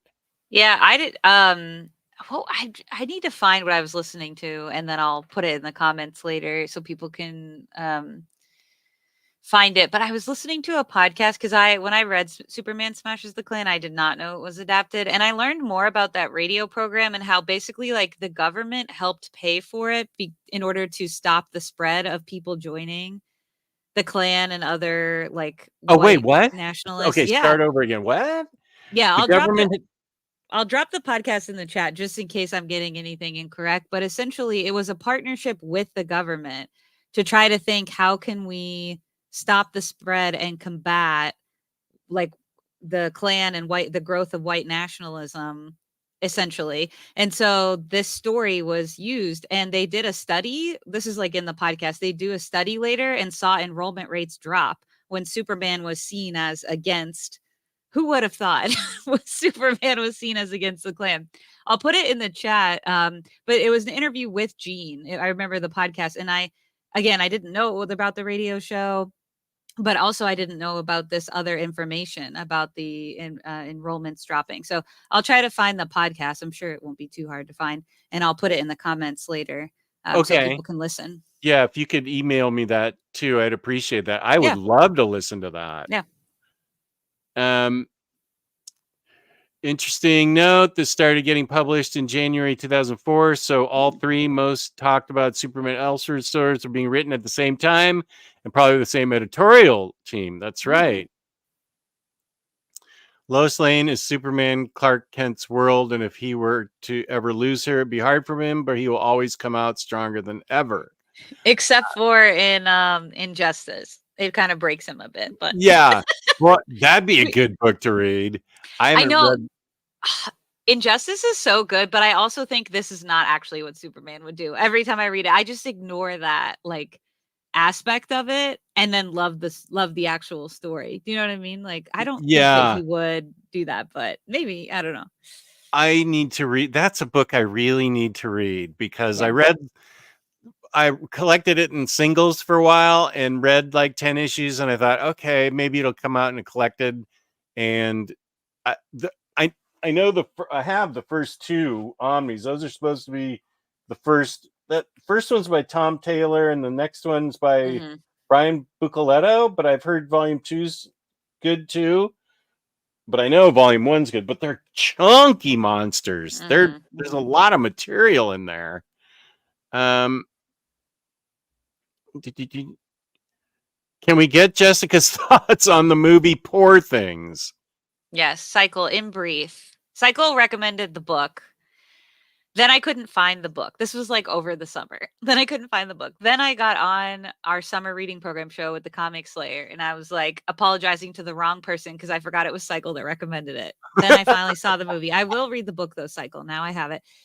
I really loved it. I thought world-class acting from all involved. I thought it was a little slow to start. I loved the sets, and I thought it was a good analysis of holding the mirror up to a machismo society. That's what I thought that this movie was. I thought Emma's character held a mirror up to the people around her and to see the ugliest parts of it.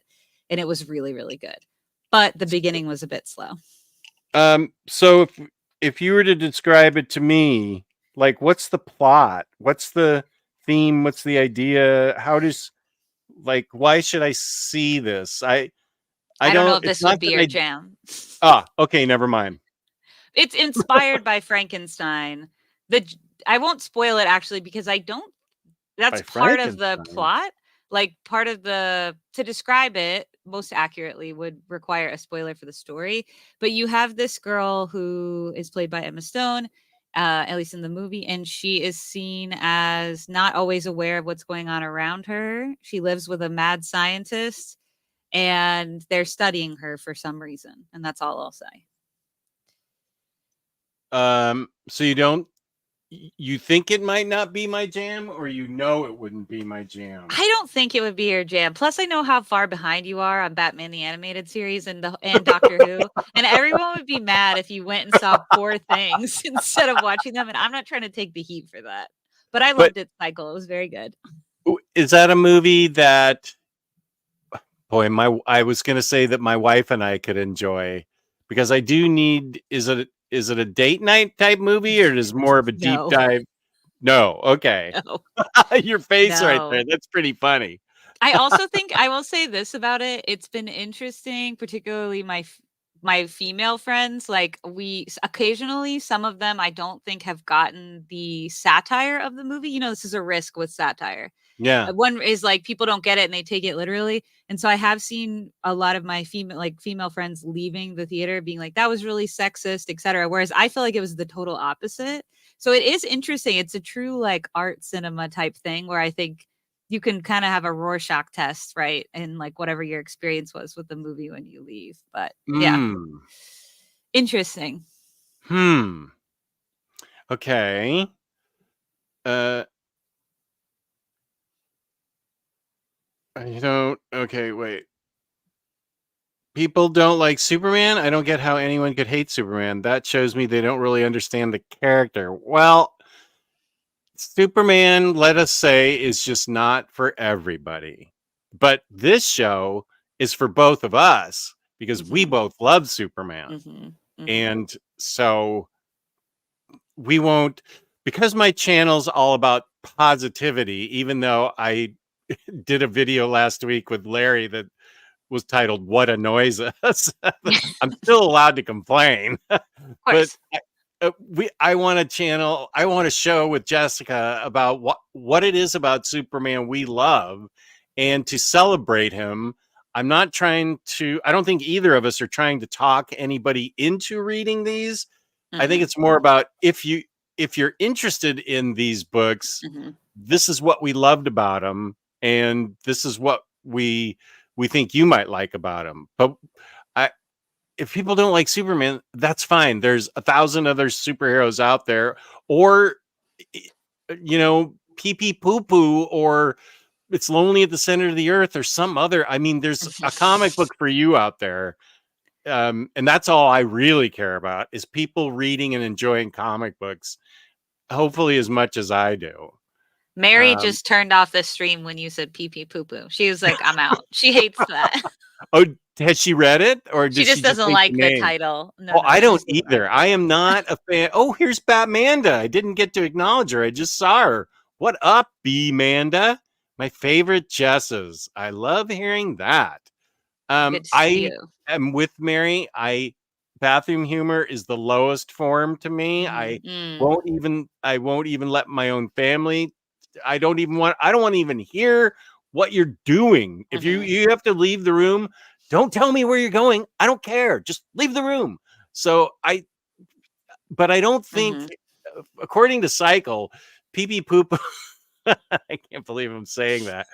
Uh, has nothing to do. It's more slice of life comics, I think, and doesn't really have anything to do with bathroom humor. Mm, I as far as I know, it's really high level, interesting, well written, independent, very independent writing. But are you still watching Cycle? Am I describing it right? I'm sure I'm going to scroll down and see a paragraph, 80,000 words in all caps about what Superman, but pee pee poo poo's about. Um, yeah, Tomasi, Superman was good stuff. Jurgens Action Comics got less enjoyable as it kept going, but loved Jurgens, Lois, and Clark that predates it. I mhm. agree with that. That's what we Yeah. should start with is Lois and Clark. Actually, what we should start with, it's not to go all actually on you. I just Well, realized, actually. yeah, I apologize for that. Mhm. We should start with, spoiler alert, Death of the New 52 Superman, written by Mm, Gene Yang, because I don't think I've read that.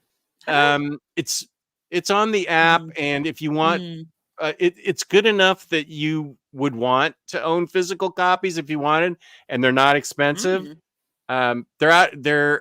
I wouldn't say they're out of print. They're out of circulation. mm, But they're very cheap. mm, But that's where we first get our first glimpses of what they have in mind for Rebirth, mm, and it's also a very heroic ending for him. mhm, And then it switches into the Rebirth Superman. But um, uh, Lois and Clark is the best thing Jurgens has ever written. I think Mm. I'm not a Jurgens fan the way I am, say, a Kurt Busiek or Mark Waid fan. I don't dislike his writing, but I don't immediately yank something if it has his name on it. Mm. But wow, that sets up the whole thing so well. And whenever we do Rebirth, since we do this once a month, we could do Rebirth Superman, and or we could split it up. We could do Mhm. uh, I think the last two collections of New 52 Superman are by Gene Yang, and then they segue into Lois and Clark. Um, I, I think I'm trying to think. Is there? I think that's it. The Truth Revealed and something else. I've got them in the other room, but I think that would be a fun read Mm. for us to go through if we could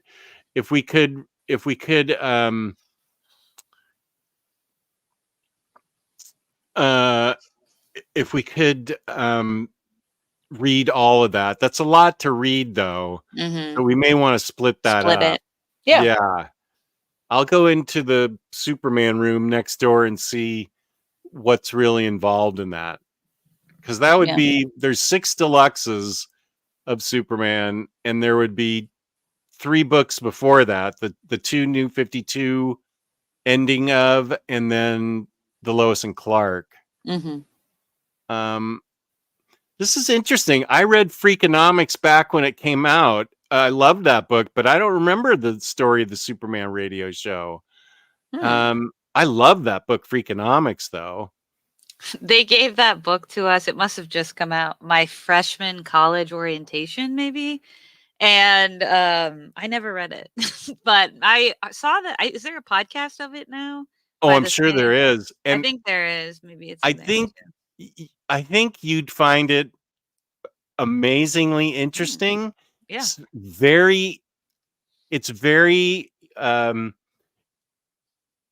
what way do I want to say it? It's a very easy read. It's not Mhm. like dense with a bunch of terms we Mhm. have to look up and stuff. Mhm. It's a very casual, easy read with a bunch of knowledge stuffed into it Mhm. in normal words. Mm. And I haven't read it since it came out, and I that's a book I always wanted to hang on to, but I'm Mhm. not sure upper management let me, but I can always get it digitally.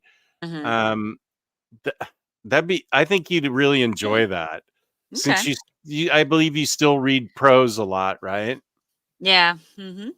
Probably Yeah. just as much as comics. Yeah, there's another book, it's a little different, but talking about plain terms that's on my list for this year that's called Talking to My Daughter About the Economy: A Brief History, and I've heard it's like it helps explain economic theories in really palatable ways, and I'm in Oh, need of that. So maybe okay. I'll maybe I'll go on a kick with that sort of thing. But yeah, that's interesting that they did the story. And I saw where was that comment?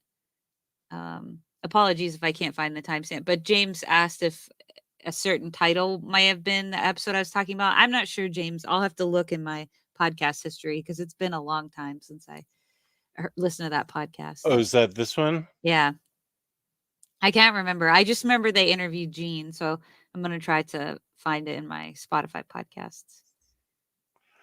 Kenny likes Injustice Superman. I like to think Injustice, something like Scarecrow toxin was in effect that initially drove Supes that way. Have you all reviewed All Star Superman? That's We something haven't for yet. we have years ahead of us of Superman reading. That's the beauty of this show. Yeah, we both said All Star. I think that of because the other one that's like the perennial faves is for all seasons. I think more than Hmm. that, All Star is like you want a lot read before you get into that. So yeah, that'll be a while down. But yeah, I think for all seasons is the other perennial one we can save too. I haven't read. I actually just finished for all. Sorry, All Star Superman last year. I think I read it.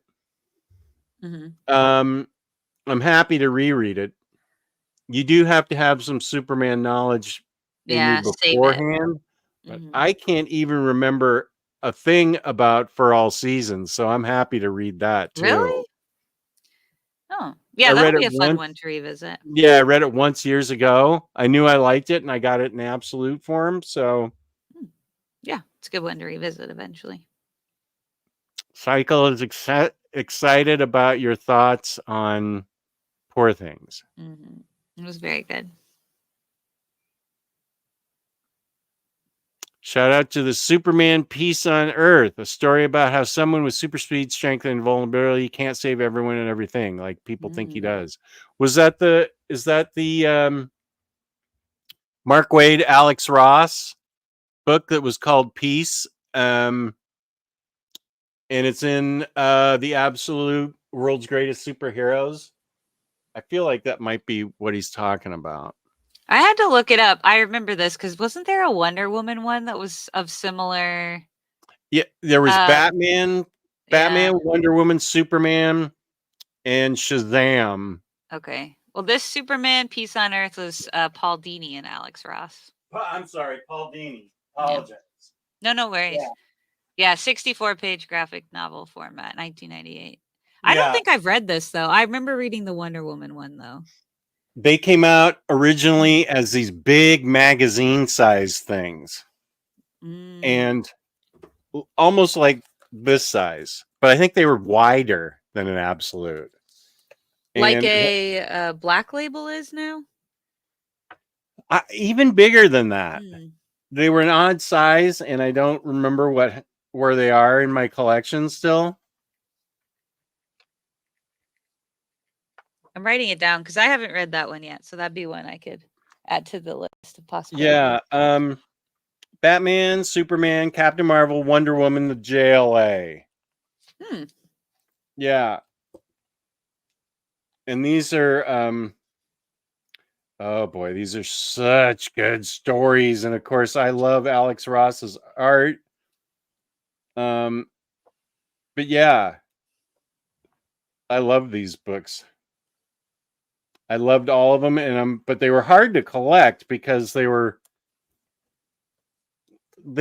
weird magazine shaped things, Mhm. and there was no box that you could collect them in, and no plastic you could stick them in with a board. Mhm. So I found them to be um I like having them in absolute format better. And it's like they're all collected in one? Yeah, Okay. it's there's a Superman one, a Batman, Captain Marvel, Wonder Woman, the JLA. Interesting they say Captain Marvel here because I think it's called Shazam something, even though I've always known him as Captain Marvel. You know what's interesting? I went on DC, whatever it's called now, Universe Infinite, Infinite Universe, who the heck knows? And Yeah. I don't see it. So I wonder if it's not on there. Um, what are you looking? Just a sec. Let me see. Peace on Earth. But what's the whole collection called? Yeah, maybe they have it Well, uploaded it's like that. I think it's Superman Peace, and then Wonder Woman. Wow, this shows you how long ago I got this. This absolute was $50. Well, could never. Not in this economy. That's a no. uh, I don't I don't Shazam! see it. Power of Hope. Maybe it was Peace on Earth. Maybe he's right and I'm wrong. Superman. He is right. Superman Peace on Earth. I don't Um, know that it's on Infinite. That's weird. on the internet. No, on Infinite or DC Oh, Infinite. Infinite. Yeah, This I is don't see it. not a I don't Patty think it movie. is. Okay. No, it's not a date movie. It was actually kinda made me nauseous at times, but in a good way. Oh, Only a couple times. I'm never mad if Jess watches things. Just gives me more ammo to push the Clone Okay, Wars. that's fair, Freddie. I see your point. Alright.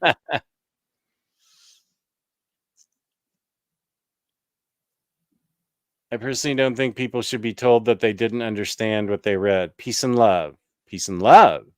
Superman Adventures, the animated comics. You should look at those. Oh, yeah, Okay. I have before. I Mhm. should rephrase. Not liking Superman is okay, but if people hate Superman, he's horrified.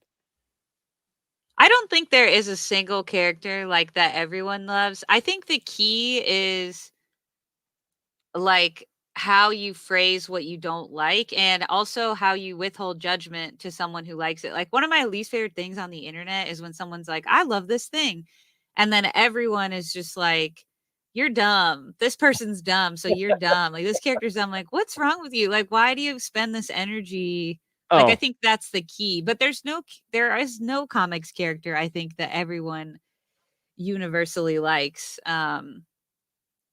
I don't think so. So I think it's just how you're like, this isn't for me, and that's okay. yeah. And my take on that for my channel is uh all opinions are valid as long as there's no hate involved. If you can be civil towards each other, then Yeah. all opinions are valid. Superman's not for me, Batman's not for me, but pee pee poo poo's for me. Whatever. Mhm. Sorry, I keep saying that, Mary. Oh, I have a copy of that pee pee humor. What? That's a good question, Lily. You have no idea how I've struggled on some of those Stern shows since 1990. Yeah. That's a good point though. That's fair. Pity Ma, I love Superman. This is why I try not to miss this live stream. Great show, Jess and Jess. Thank you. Oh, thank you. Make it make sense. I know it's everything else that I think is funny, but yeah, I don't find gas passing humor funny. I, I really always hated it when Will was on. Um, yeah, no, I just let it happen because everything else was great. I would sort of tune it out. Yeah. Final Days of Superman New 52. Oh, and Titans Hunt were good books to Yeah. end the New 52 era DC, as well as Justice League, The Dark Side War. I It, yeah, Titans Hunt is a good one because that yeah. brings in Wally. Um that brings in Wally. That brings Wally back into the picture for a second there. The best Flash. According That's to an me. opinion, a valid According opinion, to as long as me. it's yes, good, Miriam. When I have you as a guest on Batterdays, we'll make sure nobody talks about that. Um, the best thing by Jurgens is Thor, where he Hmm. created the template for Jason Aaron's run. Okay, that's good to know. Highly recommend Think Like a Freak. It's the third book of Freakonomics. Oh, there's more than one book. Did not know that. You don't have to do that though. You can just read Freakonomics. I don't want to give you too much. There must be a series of them now. Hmm. Chapter on why quitting is okay totally changed me. Quitting what? Quitting trying or quitting smoking or what are we talking about? Quitting. Maybe it's like when there are people who, when they start books, have to finish them. And they're like, well, I've got to finish it. And for me, I'm like, no, I don't got time for that. If I don't love it, it's out. Like I'm Same. done. So maybe it's something like that. Mm. Yeah. Okay. There is Freakonomics Radio. So I wonder if some of these are made into podcast episodes, and I could do it that way for now. I'll report back. Good. That'd be good. Our Freakonomics reporter, Earth One Jess. I And just heard our company come in, so I can give mhm, about 5 more minutes before uh Earth 2 upper management comes down to pull me up by my ear. So that sounds good. I'm glad the company's there. But there is an episode on the upside of quitting. So I'll oh, listen to it, Freddie. interesting. I'm downloading it now. There's a podcast and documentary film that used to be on Netflix. Okay, Superman let's for see. All Seasons is my favorite standalone Superman story. Superman Nice. Sundays. We thought about that, but instead we decided to stick with the mouthful name for now. Until we can come up with something better. We Yeah, love to challenge ourselves. Patty was struggling with that thumbnail last night. It Oh was boy, I can only imagine.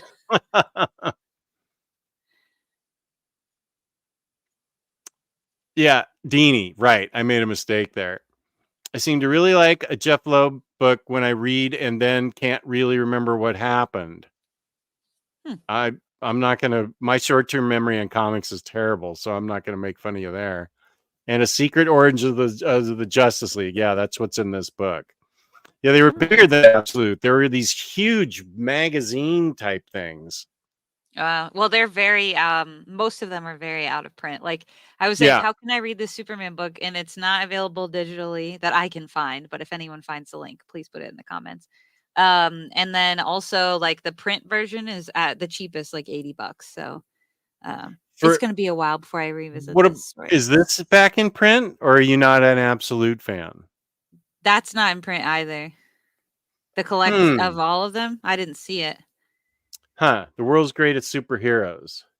It might be on eBay for not expensive. Maybe. It was the Amazon or the big sites. They You can say it. It's fine. they didn't have it either. They had it, but the cheapest one was like $80. Oh, for this? Yeah, for both it was like 80 or $90. Yeah. You might be able to find it cheaper on eBay, because I Perhaps. think it just went out of print. It's worth owning. I'll take a look. Yeah, I'll at least try to find that Superman story somewhere. Treasury size. Thank you, Lily. That's right. Yeah. The only Absolute I own. Wow. I need to read some Superman comics. Dad has already made me a reading order. Good. Whoa. This is what I wish my is a daughter had journey. turned into. There's still time. No, You but never know. I've accepted the sports maniac I made out of her. That was accidental. Mm-hmm. She got that through osmosis, just by sitting there while I was watching stuff and going insane. And I'm kind of sorry she has to share that pain with me now, because 99% of sports is pain. That's so true. That's so true. Kenny says there's a big thick trade of it. A reprint of that Absolute is coming out soon. Okay, good. All right. That's Here good. we I like go. to hear. According to OPB, there's a reprint of the Absolute coming in $100 cover price. So if you shop around carefully, you will be able to find it, and I highly recommend it. Yeah, Paul Dini nails it, and Alex Ross does too. I need to finish reading the Batman Adventures. I need to finish watching the Batman Adventures. I mean, it went on so long, I missed my opportunity to share it with Taylor on the show. He's taking a sabbatical now. I bet I could get him to come back for at least one more where we finally go over it. Oh yeah, because it would be monumental if you finish. So gotta celebrate that. Oh yeah. Okay. This is for you. Okay, yeah, I'll try again and look. Also, feel like the search function on this site is so not the best, but it's much more easy for me to use the Marvel Unlimited. So I don't like the search function on those either. Okay, I just found it. Thank you. Big good. Thanks. Yeah. Okay. Yeah. Maybe we should do that story sometime then. I put it down so we can remember.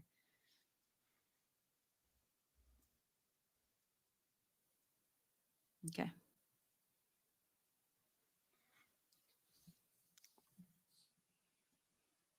I did enjoy Dark Crisis on Infinite Earths more than I thought I would. Got issues 1 and 2, plus the Prelude issues read, and the rest of the issues digitally. So next month I'm finally getting it. Oh, you're giving me a Next Imaginaut style treatment. The hardcover of Dark Crisis on Infinite Earths, 2 out of 2. Okay. You can read any. You don't need to read all the Freakonomics. Quitting in general. So much spiel on sticking things, though, like Lex Lois's loveless marriage. Freddie, we love a callback. Yeah, yeah. Much like that.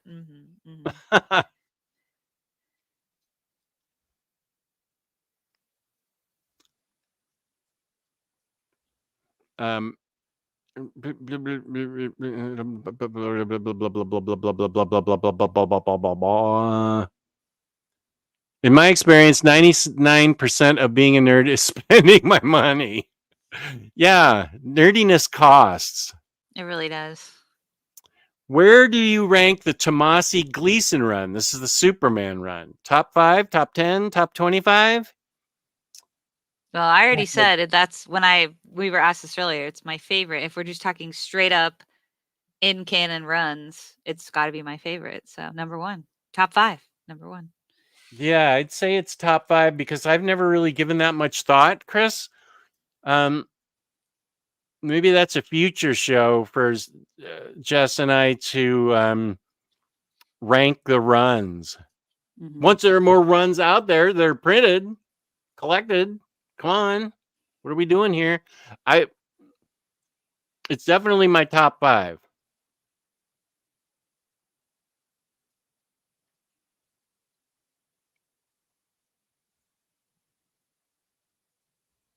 The missus made me go Krogering, and I missed the show. I've been to Kroger's, but again, thanks for dedicating a show to Superman. Bravo, Krogering.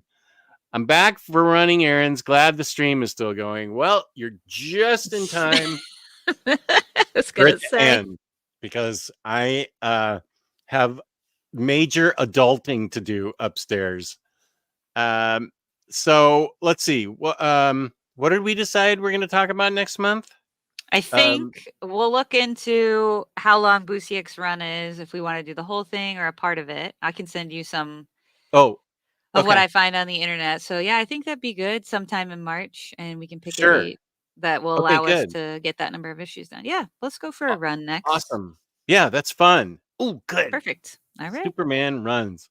That's great. So thank you for watching. Omnidog, Omnidog's Fault on YouTube, Omnidogs _Vol on Instagram, Omnidog's Discord. Jess, do you have any social media presence other than your guest appearances on various shows? No, I like to keep it mysterious. Nothing exciting on my social. There really isn't anything exciting. And no upcoming shows currently. So maybe next time though. Okay. And I will put it on the calendar. I'm trying to put a weekly calendar together. And so her next appearance, she and I will figure out, because she does have to balance it with the person who discovered her, and that's of course the comic slayer.